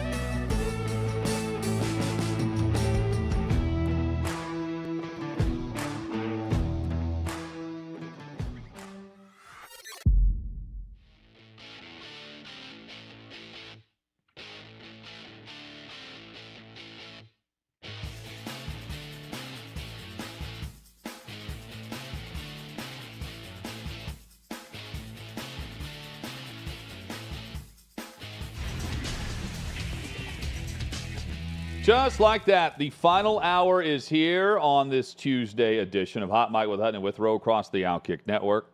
We've got the director of Untold, Johnny Football, available now on Netflix. Ryan Duffy, who will join us in a couple of minutes. And coming up, further headlines across conference expansion and more, and coaches that are a bit concerned about the direction of college football and, well, the haves and the have-nots. Speaking of conference expansion, Ross Dellinger tweets out that in the ACC, the conversation goes beyond Stanford and Cal. A third school, SMU, is in consideration. That through Yahoo Sports. Administrations are across the ACC are expected to review financial models of all of the scenarios, adding all three or only the Pac-12 to the football model here. SMU has an extremely wealthy alumni base. Yes. Extraordinarily wealthy. And they're motivated. That could possibly negate the loss of a few years of distribution in order to get into the right conference situation. And that's what is also being reported by Ross Dellinger, that they would forego a couple of years of distribution to do that. Chad, ESPN has announced they are officially announcing a partnership with Penn Gaming, the once owner of the Barstool brand. Dave Portnoy has called one of his emergency press conferences to announce that he has purchased back the Barstool name, knowing that Penn was talking with ESPN about creating ESPN Bet, which is going to be their betting hub across their platform. And now Portnoy has Barstool and the brand. That was always going to be, you think of Barstool, you think of Portnoy, just like OutKick and Clay. And the direction it was headed was Penn was going to have Barstool and Portnoy was going to be up with whatever the deal is. I think 2025 is when his deal was up. And now you're still going to think of Portnoy and Barstool because the show goes on. Well, and Mincy was fired because of Penn Entertainment, and they were very vocal about that. That was not their decision. Dave Portnoy tried to talk the powers that be at Penn out of it. They wouldn't hear it. We had Mincy on the show to discuss. Mincy's now going to be back in the fold at Barstool. This is great news for fans of Barstool. That's a true brand. Love it or hate it, Barstool is a brand. Yes. And Dave Portnoy is a big part of that brand. So him having sole ownership of it, I think, is a good thing for Barstool now moving forward. We're getting some different conflicting stories on this. Dave Portnoy's painting it as, I'm going to die with it. I'm never selling it again. He even says, I'm going to give it to Dan Katz or someone else that I trust or their kids. I'm not going to give this up or sell it ever again. Variety, Brian Steinberg there has written a story saying the headline is, ESPN shoves Barstool aside to strike sports betting pact, and says ESPN muscled aside the upstart Barstool Sports and struck a major sports betting pact with operator Penn Entertainment. That this was more of an ESPN decision to big boy Barstool away from Penn and partner on this sports book. So what Penn is doing, Chad, according to Brian Steinberg, our friend at Variety, Penn is going to pay $1.5 billion in cash to ESPN over a 10-year term, and then they will grant ESPN approximately $500 million of warrants to purchase approximately 31.8 million Penn common shares. That will be in exchange for media marketing and brand and other rights. More or less, what they've done is they have Penn has a 10-year agreement where they're paying the rights fee of NFL broadcast on ESPN for 1 year for this, the $1.5 billion, just to put that in perspective. Yeah, and this is interesting from Andrew Marchand, who should get on the show at some point, from the New York Post, says that the Pat McAfee deal comes into further focus with this ESPN Bet Penn deal. Says that McAfee is going to be a huge part of the sports betting angle on ESPN Bet with this deal, which look where he comes from. He comes from FanDuel, right? Yeah. Where he was doing a show. The pact allows Disney to take part in the growing national interest in legal wagering without taking bets directly on its own platforms. So they're still funneling things back through Penn, but they're they're positioning this like a partnership and a licensing deal almost, advertising and promotion. But the fact that the Barstool brand is not attached to it is the story, because that was what Penn was attaching itself to. Now they're jumping and going to ESPN. Well, and what's more valuable for sports bettors, the Barstool brand or the ESPN brand? We're going to find out. ESPN's a much bigger brand, but what's going to be more powerful? Clearly, Penn Entertainment believes it's ESPN. There is a brand of Johnny Manziel and Johnny Football. Well, he's a brand unto himself. That's right. Netflix, the Untold series, Untold Johnny Football, available right now on Netflix. And the director of Untold Johnny Football is Ryan Duffy, who joins us now on Hot Mic with Hutton and Withrow across the OutKick Network. Ryan, thank you for the time. Whenever you found out that you're directing, did you think, man, can this be a series instead of a one episode deal, because there's so many different lanes and directions you could take with Johnny Football? Yeah, there certainly were, and appreciate you guys having me on. It was a blast, man.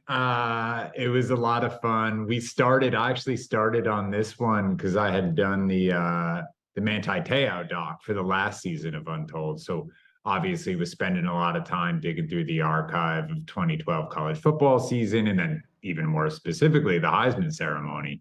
And, obviously caught a lot of Johnny in there and sparked that curiosity that you naturally get of like, man, what did really happen there, right? And if you're going to make an hour-long documentary that's going to consume the better part of the last year of your life, which it has, you better have a real, actual driving question. You better genuinely be trying to answer something for yourself, because if you don't have that individually, it's certainly not going to translate to an audience. And I was genuinely curious to get to the bottom of what really happened with Johnny Football.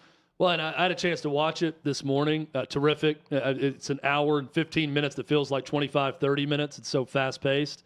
One big thing that I noticed in this, and Johnny is a big part of it, right, in being interviewed, he's very honest. I never really got the sense, though, of how he's doing right now, right? And when you kind of look into everything in something like this. I'm looking into his eyes, looking at his physical appearance, everything else. What was your sense in directing this, Ryan, of how Johnny, not Johnny Football, Johnny Manziel is right now? Yeah, it's a great question. And we actually kind of went out of our way. I appreciate you saying that in a way, because we went out of it. You have to resist an urge not to tie things up in a little bow, right? Because that's it's kind of the polite thing to do for someone on a one-to-one level, but B, in the craft, right, of documentary storytelling, in Act 1, Act 2, Act 3. In Act 3, you want some resolution to the action you've just followed along with. And Johnny's 30, right? He turned 30 over the course of production. And I just don't think that ending is there yet, nor should it be, of course. And I think, the events of Johnny Football Mania in 2012, and then, probably even more resonant, the events of Cleveland and everything since, I think he's still processing that, right? I think to sit here and be like, oh, Johnny, it's all in the rear view. Johnny is amazing. I mean, he's great. He's in a much better place. He was so wonderful with his time. And I know he's got a lot of great stuff going on in his life, but I just don't think it would be an honest portrayal of a guy who's been through what he's been through in the last decade, just to be like, oh, he's out on the other side and that's done and dusted and, just in the history books. I think he's processing that, on a pretty regular basis. And I think he's honest about that in the film. So we wanted to be, if he can be honest about the fact that it's a work in progress, I really wanted the film to be comfortable with landing in a bit of ambiguity, Ryan Duffy, our guest, the director of Untold Johnny Football. When did you know he was going to open up about his suicidal thoughts and the plan to go on a spending spree and a binge, and then use that as an excuse to himself to end his life? Did you know ahead of time, or did that happen in the moment?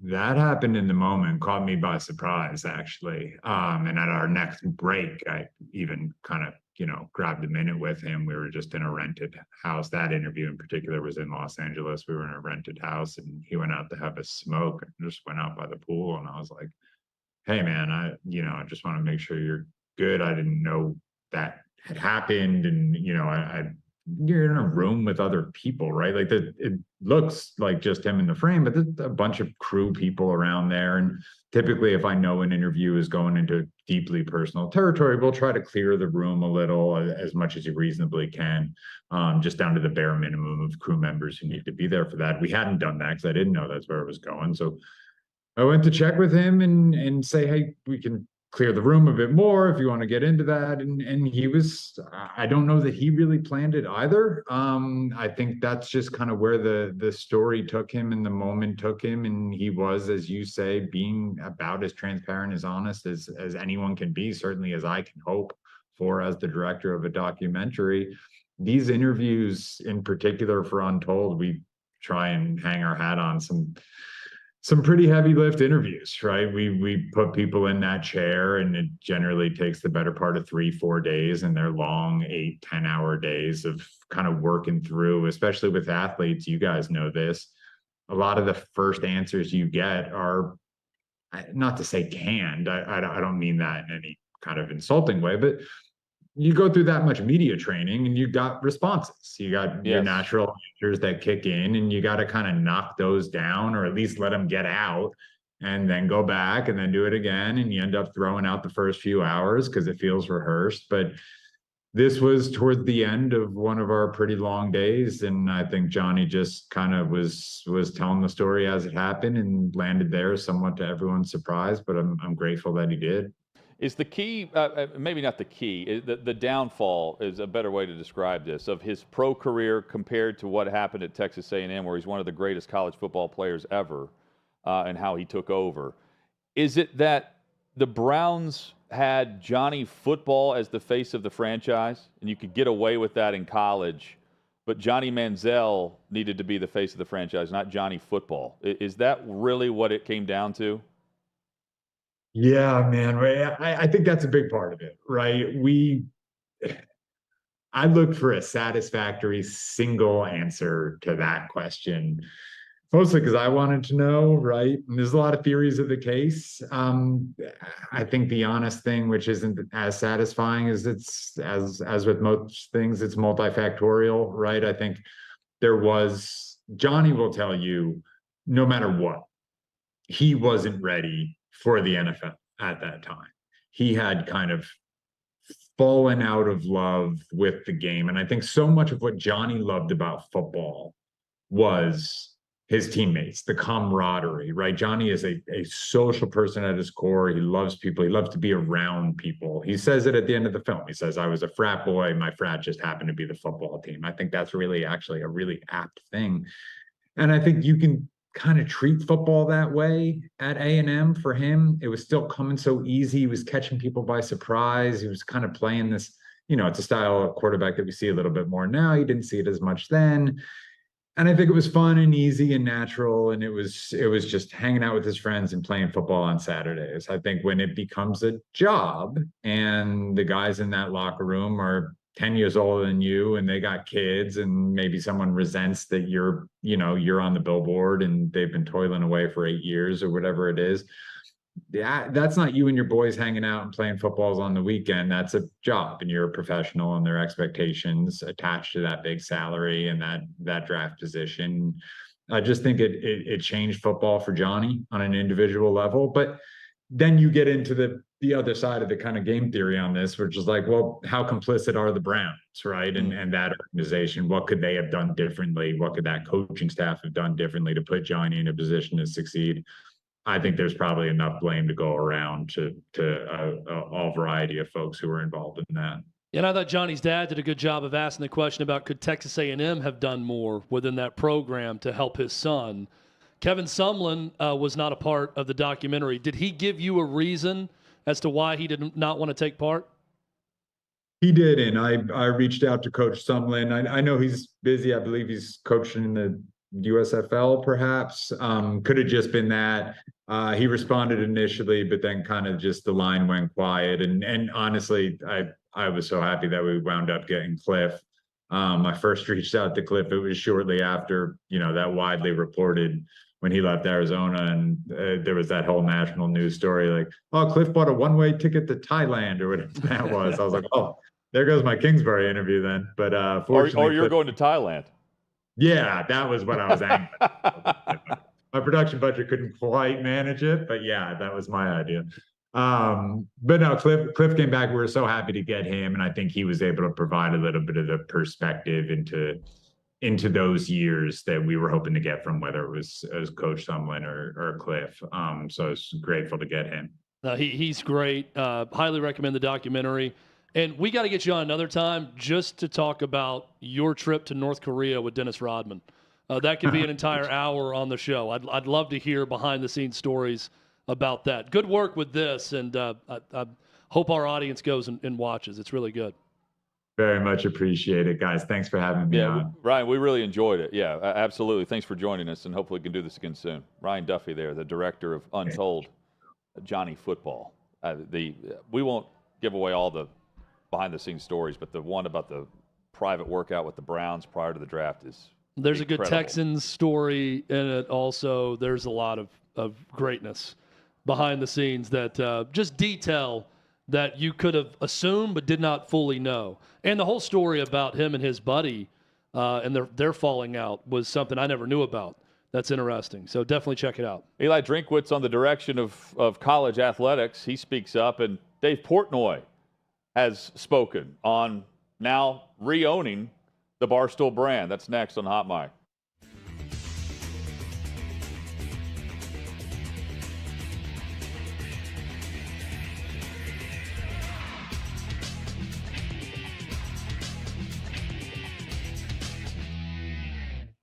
The two biggest social media giants, Elon Musk and Mark Zuckerberg, are set to battle it out, and I'm here on Broadway asking people who they put their money on. Mark Zuckerberg or Elon Musk? They're going to fight each other. Who do you think's going to win? I think Mark's got him. Really? Yeah. Why do you think that? Because he's a man. Okay, and Elon Musk isn't? Oh, well, of course, he's got money. Okay. He's got money. Money, well, you know, money's money. Elon Musk or Mark Zuckerberg in a fight? I don't know. I'm going to go with Musk. Why? It just seems like he's a little bit younger, a little bit smarter. You just got a good feeling about him? Yeah, I got a good feeling. Elon Musk or Mark Zuckerberg? Musk. Why? He trains. That guy's going to beat his. But Mark Zuckerberg is actually training jiu-jitsu for 9 months. Not happening. Elon Musk all day. Elon Musk. Why do you think? He has no soul. I mean, I think he's definitely just going to no holds barred. Elon Musk. Why do you think that? I don't know. I feel like he's stronger and smarter. Oh, Elon Musk. All the way? Why? All the way. He's an animal. Think about it. Mark Zuckerberg's been training for 9 months jiu-jitsu. You think Elon Musk can take him? Yeah, I think he can take him. Elon, that oh God, stop playing with Elon. Elon really do this out here, for real. I hope Elon Really? Why do you think so? got better ideas. Zuckerberg's like 5'7", 155. Musk is 6'1", 190. But Zuckerberg's been training jiu-jitsu for 9 months. Elon Musk or Mark Zuckerberg, who's going to win in a fight? Oh, Elon Musk, no doubt. Why do you think so? He's the GOAT. I've been seeing all the Twitter handles and all the talk, and I'm on Elon Musk's side. I'm ready for them to get in the WWE ring and then come off the top rope. That's what I want to see. I want to see a people's elbow to Mark Zuckerberg. If one was more likely to be a lizard or a robot, who would it be? Elon. Okay. I think Mark Zuckerberg will win. Why do you think that? Because I think he already trains MMA. So he's got like the prior experience and stuff. I mean, they're both billionaires, so they have the opportunity to get the best training. But I think Mark Zuckerberg will pull away with the win. Elon Musk. Why do you think so? Because he's bigger. Bigger. Okay, but Mark Zuckerberg's been training jiu-jitsu for 9 months. Do you think that matters? No. Zuckerberg, he's part alien or robot, so he may have some secret powers that we don't know about. I was going to say, is that an advantage? Does he have an advantage over Elon Musk then? Yeah, I mean, if he, sheds his skin and becomes an alien and eats everyone, yeah, I think so. Elon Musk is mental, so Elon Musk. All it is just he's mental. He's mentally crazy, so. He just wouldn't care, would he? Okay. He'd just absolutely go for it. I think Zuckerberg would be a bit more refrained. Okay. If that should ever happen, which I doubt, but you never know, it'd be entertaining. Elon Musk or Mark Zuckerberg? Elon Musk. Why? Because my dad is in love with Elon Musk. Okay. I think I'm going to have to go with Zuckerberg. I mean, Threads just came out, so. Who do you think would win?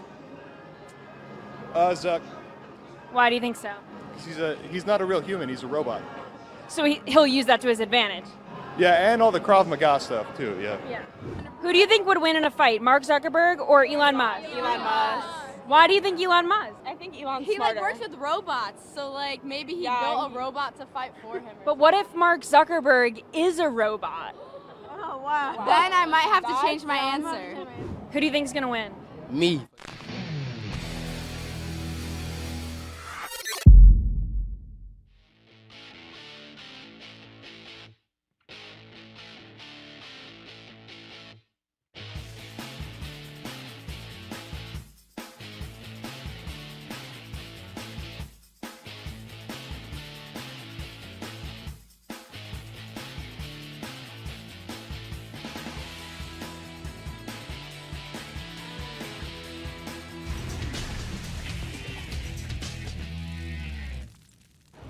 Sixth and Peabody, our location with Yeehaw Beer and Old Smoky Moonshine. Chad, the Penn Entertainment and Barstool business model is over. Dave Portnoy has now gotten back the Barstool brand all to his own. Had an emergency press conference and said as much. That's because Penn Entertainment and Penn Gaming, they now have an ESPN partnership for 10 years through the branding aspect of partnering together. They will house all of the betting structure of what ESPN is building, which will be an app that is going to be called ESPN Bet. And the app will be promoted on all ESPN platforms and shows and content. Now, two things I'm thinking about with this. Number one, keep in mind the whole Mincy firing. What came out of that is twofold. Number one, their stock price really dropped. Stock price of Wall Street Journal right now, Penn Entertainment stock surges after ESPN partnership. And number two, they were worried about receiving the permits and licensing from even the state of Massachusetts, keeping those because of their relationship with Barstool. Portnoy mentioned that whenever he was announcing that Mincy had been let go, and he didn't have anything to do with it. Well, now you're partnered with ESPN, and if you're really wanting to take over a state-by-state, nationwide branding aspect, where you're going to be in any state that's legal to place a bet on an app, this is the model that they're choosing to go with instead of fighting the battle that they claim was there, even from the New England area, because of the branding partnership with Barstool. Yeah, it is interesting how it's being framed on either side of this, right? It is, first off, I think for the Barstool perspective, for their brand, it's a big win because it makes them less corporate. Because everything they did, they had to worry about. Remember the whole Mincy thing? We had to worry about license that we were trying to get in certain states, and they weren't going to do it. They're going to pull our license for this. So they can be more of themselves now with all of this. But now ESPN in the licensing game and the sportsbook game, coinciding with Pat McAfee, who's clearly going to be some big part of this also. It's interesting news. And you're right, Hutton, that when Penn Entertainment bought Barstool, they were at an all-time high in what it was worth. And now it looks like Portnoy, in whatever deal they cut, bought back pretty low based on stock price. Well, so I've got the detail of the Wall Street Journal here. First, what they're doing is they have the trademark of ESPN Bet for a 10-year agreement. Penn does. They're just flipping the name of they're taking the Barstool Sportsbook app and turning it into ESPN Bet. It's going to be the same technology, the same app, based on the way this is reading here. Number two, the company, Penn Entertainment, simultaneously announced the sale of all of its Barstool Sports common stock to Portnoy in exchange for certain non-compete and other restrictive covenants. Penn will also have the right to 50% of the gross proceeds received by Portnoy in any subsequent sale. That according to Penn Entertainment. Hence why Portnoy is saying, I will never sell. Yeah, because half of the gross profit goes straight to Penn Entertainment. And so I believe him. Yeah. I mean, he's not selling. He's not giving half back to Penn Entertainment. And I think it's pretty easy to see that that relationship was fractured based on how public him, Erica Nardini, others all went at Penn saying we completely disagree with their decision. Well, they acquired the brand and then didn't lean into the brand. Right. You know? And it is a brand. Yeah. It's a strong brand, and it's made stronger now that everyone's going to look at Dave Portnoy and know that he's behind it, and he's the one calling all the shots. Well, and it would have been difficult for Portnoy not to move on and do something else, to start whatever, Barstool 2.0, whatever you want to call it, and for Penn Entertainment to still have that. And it's the monetization of that isn't what it would have been with Portnoy there, because Portnoy is Barstool. Right? It's just a different vibe to it. Do you think if you worked for Barstool, people would confuse you with Dave Portnoy the way they do Clay Travis? No. Just guys with beards? Think so. I don't think so. All guys with beards look the same, apparently. That's what we're learning. Clay, I couldn't sign Portnoy's name the way I signed Clay's. I just put a big C in a line. No. That's it's like if you're looking for autograph fakes on future episodes of the Vegas, you've got the Vegas shows where you go in and try to figure out the fakes, or maybe it's Antique Roadshow now. Clay. They're going to find. I'm going to autograph Clay's books. They're going to find your fake autographs that you've signed as Clay quickly. I'm gonna autograph Clay's book soon. Is just C with a dash. Chad, Eli Drinkwitz, very vocal. He's one. Is there another coach like Eli Drinkwitz that is just a 5 or 6 win per season like ceiling that is as vocal or as much out in the public space as he is? He's not afraid to put not just dip a toe in the water, but he'll jump in head first on any topic. Here is Eli Drinkwitz discussing the direction of college athletics. Any thoughts or feelings about the current direction of college football right now with everything that happened yesterday? I was really hoping nobody would ask me that question. Sorry.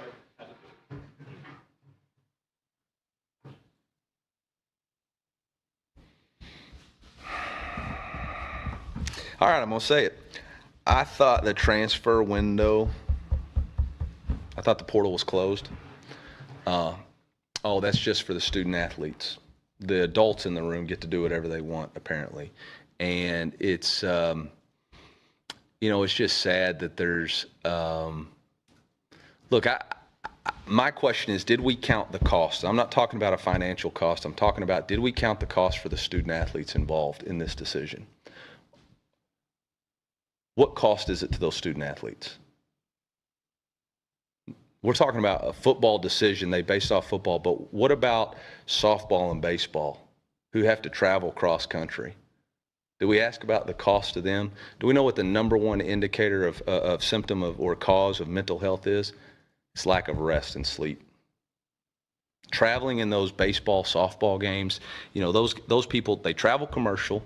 They get done playing at 4. They got to go to the airport. They come back. It's 3 or 4 in the morning. They got to go to class. I mean, did we ask any of them? Are we going to look back? I don't worry at all about the game. The game is going to be strong. Football is going to be fine. We'll all figure it out. But did we consider the people that we are entrusted with? Did we consider the student athlete? Because then we're asking them to go out on their own to get NIL. We didn't say we're going to revenue share. We're not saying they're getting a piece of it. So that's the thing that's bothering me right now in this whole situation is we keep trying to limit what the student athlete can do, but then we act on our own. And everybody's got their own reasons, and I'm not questioning any of those. I'm saying as a collective group, have we asked ourselves, what's it going to cost the student athletes? I saw on Twitter several student athletes talking about one of the reasons they chose their school was so that their parents didn't have to travel. They chose a local school so that they could be regionally associated so their parents could watch them play and not have to travel. Did we ask them if they wanted to travel from the East Coast to the West Coast? Man, you know, I love the game, but every game that I coach, I look up in the stands and find my family. I make sure they can play. I make sure they can be there because that's what I'm doing this for.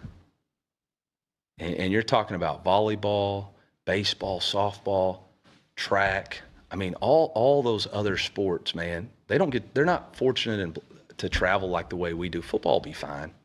Football will be fine. Still, we count the cost of the collateral damage of everybody else. I don't know. Only time will tell, but that is my biggest, like looking at it going 24 hours after, say, did we really think about that? I don't think we did. I don't think we did. Along those lines, a lot of people are connecting dots thinking that There's Eli Drinkwitz, Missouri head football coach. I'm also, look, I'm hearing him, and I agree with what he's saying. I wonder how many other coaches just in the SEC, let's just stick there, would echo what he just said. Or some of the programs that have a massive pot to choose from with endless money, all the NIL and the collectives and everything else, all the portal information, are they leaning into it and thinking, well, either way we're going to win. Either way we're good. Meanwhile, Missouri's got the state law where, I mean, you can receive high school NIL if you commit in high school for an in-state institution to play college athletics. I mean, did they ask the state of Missouri legislators ask the high school athletes if they would prefer to just receive NIL and be able to go to any state for college? I mean, this can go much deeper, but the problem is, Chad, from a college sports perspective, all of the discussion is happening after the decisions have been made, not before.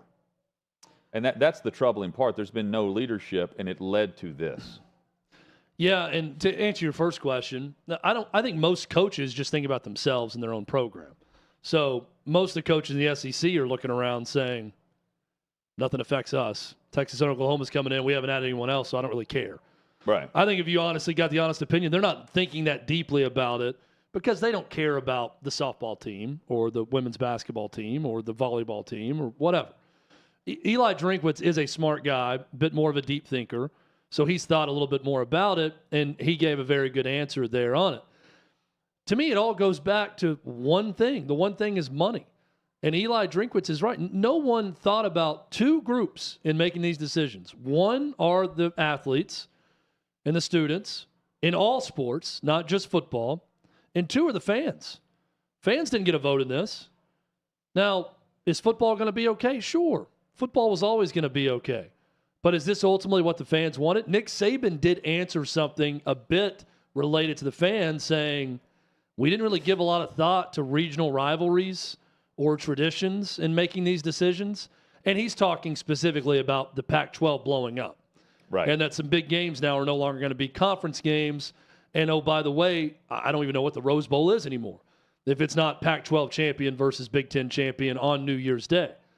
That's what Nick Saban is saying. So everyone's looking at it a little bit differently. But all college football fans should know they don't care about you in making this. They're trying to get the most media money. And I think the student athletes, especially in the other sports, maybe not football, but in the other sports, you know now exactly where you stand. They don't care. Oh, they don't care about the football either because he's one of two coaches that I'm aware of that has mentioned revenue share, those two words. And if in terms of what they're really trying to do, that's at the heart of the issue. They're trying to receive the federal law that will cap the type of money, the amount of money that a student athlete can make through a revenue share before the revenue gets to a certain level where it's more of an NFL model where the TV money, NFL players for the salary cap, it's 49.5% of what they're getting through their media contracts. The top programs that are entering in these massive deals don't want to give a bigger piece of the pie than what they're already giving through NIL, through the portal, and through things that they're offering based on roster value. That's the real thing. Everything else is happening because of the positioning of federal legislation capping certain revenue for the players. So not only, Chad, are they not asking the players or not caring the athlete, they're also trying to do everything possible to not even let them be aware of what's going on. It's not about asking their opinion. They certainly don't want their opinion. They also don't want them to know that it's even being discussed until it happens. And Drinkwitz and everyone, they can say what they've said at media days, but even by then, it's too late. Because you have to get to the table and start talking about this and planning things well in advance. It's not like you just snap your fingers and all of a sudden, we have new teams in the Big 12 and the Big 10. Eli Drinkwitz is also saying something that would make it much easier on the coaches if it was a revenue share. The coaches should want that. Why? Because it makes it simple in what each conference is selling as a baseline revenue all players will get in your program. It makes it easier to sell. Hey, everyone in the SEC is going to get this much. And then if you're a great quarterback, you're going to make this much on top of it because of NIL, because of your own name, image, likeness that you could get. So if you let the players share in the profits, that actually makes it easier on the coaches and gives them one less headache. Wow. And there are plenty of headaches. Oh, yeah. Jimbo Fisher has an opinion on where we are for college coaching, specifically in football, but across the board. Has it ever been more difficult than right now? Jimbo weighs in next on Hot Mic.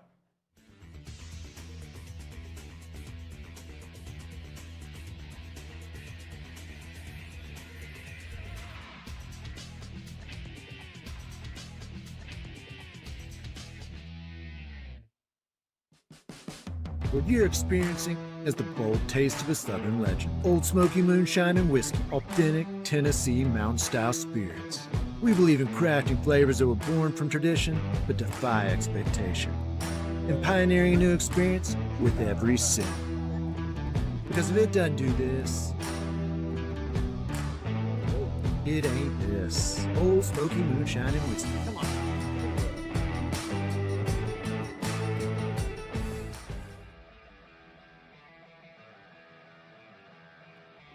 Welcome into OutKick the show. I am Clay Travis, your fearless leader. I am going to continue to argue that sports is one of the great unifying forces in all of American life.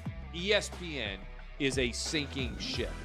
Democrats are now the party of the white, woke college graduate.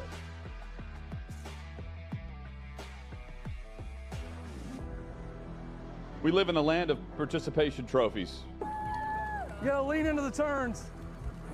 You really gotta lean into the turns. When Leah Thomas walked in that first day, it got silent, and every girl was uncomfortable. Very difficult to go back-to-back years in the NFL with the #1 overall pick. I just think the way Anthony Bass handled this was so sloppy. Oh, I think it's perfect. And what he reposted he did and then how he did it. He bent the knee and bowed. He was going to catch the ceremonial first pitch. I've been out of LA long enough to have forgotten that libs, no matter how ridiculous the scenario, are gonna live. Another week of inflation, another week with Biden with COVID, and another set of losers to crown. People don't watch the WNBA on TV, in person, on a plane, on a train, on a bus, or on purpose. The scary thing, Tommy, is in the history of this government, I've never seen them give anything back that they've taken. Oh no, they never do. And they won't. When you're behind closed doors, when you're talking to plant managers, when you're having meetings, when you're with the team, was there an acknowledgement of any of this, an acknowledgement of the situation, the boycott, and then the doubling down about moving away from the fratty image? We've seen coaches throw water bottles. We've seen coaches act like idiots. We've seen coaches slap other coaches. But I think if you're involved in carjacking, you're inherently a rotten human being. The level of stupid that sometimes gets on our YouTube chat just gives me a headache. You're born a male, play with males. You're born a female, play with females. Don't at me about it, people. I'm pissed off about this. I never did it before in my life, but Trump is being cheated. The American people are being cheated. We, ladies and gentlemen, are being cheated. I believe this person is the greatest player anybody alive will ever see. How can you hate Derek Jeter? A guy's on-base percentage tells me his batting eye, and a guy's slugging percentage tells me if he's a threat. That's the kind of guy that throws a no-hitter, that effectively wild guy.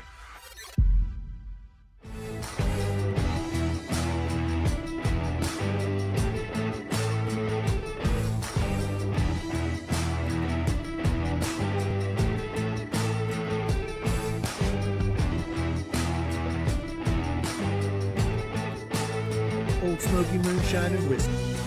Old taste of a Southern legend.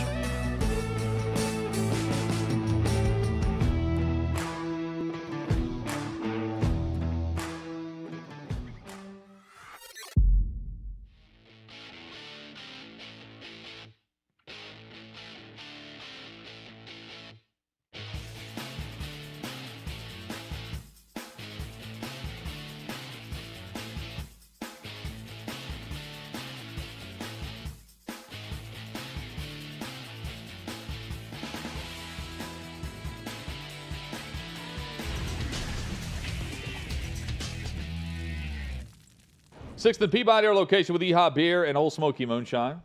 Hot Mike with Hutton and Withrow. Rolling on, and hopefully your afternoon is rolling into what's going to be a fun evening here on this Tuesday. John McClain brought up the Big 12 expansion and his thoughts on Colorado and different things. Meanwhile, the SEC has stayed status quo. They're adding, of course, Texas and Oklahoma, but Greg Sankey last month said, hey, we're already a super conference. We're good where we are. Not even rumors about them talking to anyone. No. Since this has all gone down. Nothing. Not, even with Florida State, nothing. What does he do? What is he saying right now? So Greg Sankey went on Paul Feinbaum this afternoon and said, quote, a bit of a shot fired across the bow of Big 12, Big 10, ACC, everyone else. This is Greg Sankey, quote, the SEC doesn't need to be in 4 time zones to generate interest on the West Coast or really across the globe. That from Greg Sankey. So there you go. No need to go across the country for the SEC to We've long maintained that. The big bad boy on the block in most sports. Look at the ratings. Yep. Look at the viewership. Other than the NFL, the SEC is king. And beyond that, make no mistake about State. it. When we just played the Eli Drinkwitz clip, when he's talking about all that, that's also a very easy route for him to go to say Big 10 bad, SEC good. Because the SEC does still make geographic sense. Every state touches another one at this point. So it does, but the way his pause though before he was like, "Yeah, I'm going to." Should I talk about this? Yeah, because I think Sankey would say, "Hey, don't say anything." Oh, just like he would say with Kiffin, right? So I appreciate the thought behind the answer instead of we're just focused on the upcoming season. We're 17 days away. Yeah, because what they right? don't want is if the SEC adds Cal and Stanford, then they go back and play those clips of them making fun of it. Exactly. Jimbo Fisher explains the challenge of playing young athletes during the social media era. I just ask you, looking back at last year, did you play more freshmen than you wanted to, or were you playing so many freshmen because you needed to? It's a compromise. Some they were the best athletes. Some it was you had injuries and you had to. And then, like you say, it's like Connor. You bring Connor in a situation when he's ready for a situation. You want to bring all freshmen when they're ready, because what you never want to destroy in an athlete's confidence. You never want to put him in a compromising position. You say, well, he's got ability, but is he ready to play? And just because he's athletic doesn't mean he can play well. Just because he plays well doesn't mean he can play winning football. There's a difference. And you want to put those guys at those points when you feel they're ready, and watch them by the consistency in which they play. Just because a guy does something, goes back to that philosophy. You don't practice it till you do it right. You practice till you can't do it wrong. And there's guys who can make plays. There's guys on the street that can make plays. But how many times in a row can they do it? Can they do it when they're tired? Can they do it in the fourth quarter? Can they do it in the biggest moments? Can they do it and understand that the momentum changes in the game, and where you have to really execute on every – you want to execute on every job, but understanding how to change the momentum of games. And so when you put a freshman in, has nothing to do with his ability. But no, if you're forced to, you're forced to. If you want to put them where you think they can handle the situation, because when they fail, it ain't failing like it used to be 30 years ago. They get destroyed. They get destroyed by y'all. They get destroyed by social media. They get destroyed by the fans. And whether you think that affects them or not, it does. It drastically does. And what they read about themselves, because that's their world today.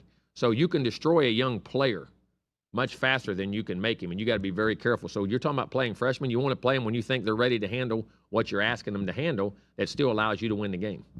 Chad, you know who else it affects? Coaches. Yeah. Social media reaction. Of course. As he's explaining this, I'm thinking, You don't want to be trending. Yeah, I think they get more hate whenever they announce where they're going on social in high school when they're 16 and 17 years old than throwing an incomplete pass. Absolutely. And we could get into all the ills of social media in our society and in sports and everything else, and there's a lot of them. I think, though, that athletes of 30, 40 years ago would gladly take that trade-off, considering what Texas A&M's last recruiting class made in money. And guys who played at A&M 30 years ago couldn't get a part-time job and lived in the dorm and probably didn't make a lot of money. Maybe had a couple $100 handshakes here and there from some boosters, but that was about it. So there is some trade-off there for a social media age and how much they can make now, especially with NIL. Well, and the trade-off, is also like everything's out there and for everyone to see. Yeah. Instead of being able to just keep things under wraps and take your visits and break the rules and no one's going to find out as long as you cover your tracks. I mean, that's ultimately what is this could unfortunately, it's been the doom of some programs based on the this could paper unfortunately trail. cost you some NIL opportunities. But my advice to anyone that is genuinely being affected by social media as a college athlete, make your account private or get off of social media. If it's as bad as Jimbo Fisher says, then don't look at it or log out. Now, again, I say that there's going to be some local company that may give you some money because you're going to post on Instagram or tweet about it or whatever. Hard to do that on a college campus, though, where you've got everyone. No, I get it. But, I mean, hey, those girls want a friend request you, make it private. If you want to talk, if you want to meet dates and meet up with people, you can still do it and not have to see all the nonsense. Well, but by having the account, you can see all the nonsense, just the hashtags and different things that you're going to follow, at 2 a.m., like that. That's I've said this and I also love, by the way, when he throws it at the media. That's always funny. Yeah. From Joe, you guys are going to crush them too. Media's crushed coaches and players for a long time, Jimbo. Yeah, it comes with your paycheck there. He's bud. throwing the media in because he's been listening and watching and reading the coverage of him at A&M. By the way, Petrino said he's what it's going to be with other people trying to get his players too when it goes bad. Petrino had a media availability and said, I've been calling the plays out here. Good. So, thankfully, it's not a Bill Belichick situation where the coordinator has to stay silent about what's going to happen on game day. I do think Paul Feinbaum. Sorry, Greg Sankey has spoken again, Hutton, and reiterated the point you made yesterday.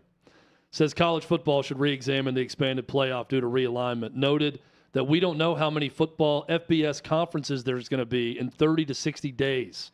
Still supports the 12-team bracket, but we need to look at the designated spots versus at-large breakdown. Right. But, see, it benefits the SEC and the Big Ten to have more at-large bids instead of automatic qualifiers. But in order to get everyone a part of the expansion, instead of saying, we don't trust the SEC, we don't trust ESPN, we don't trust the Big Ten, we're going to have automatic bids. That way every conference gets their payout. Everyone's a part of the money-making business that is going to be this expanded playoff. And now it's a Power 4, not a Power 5.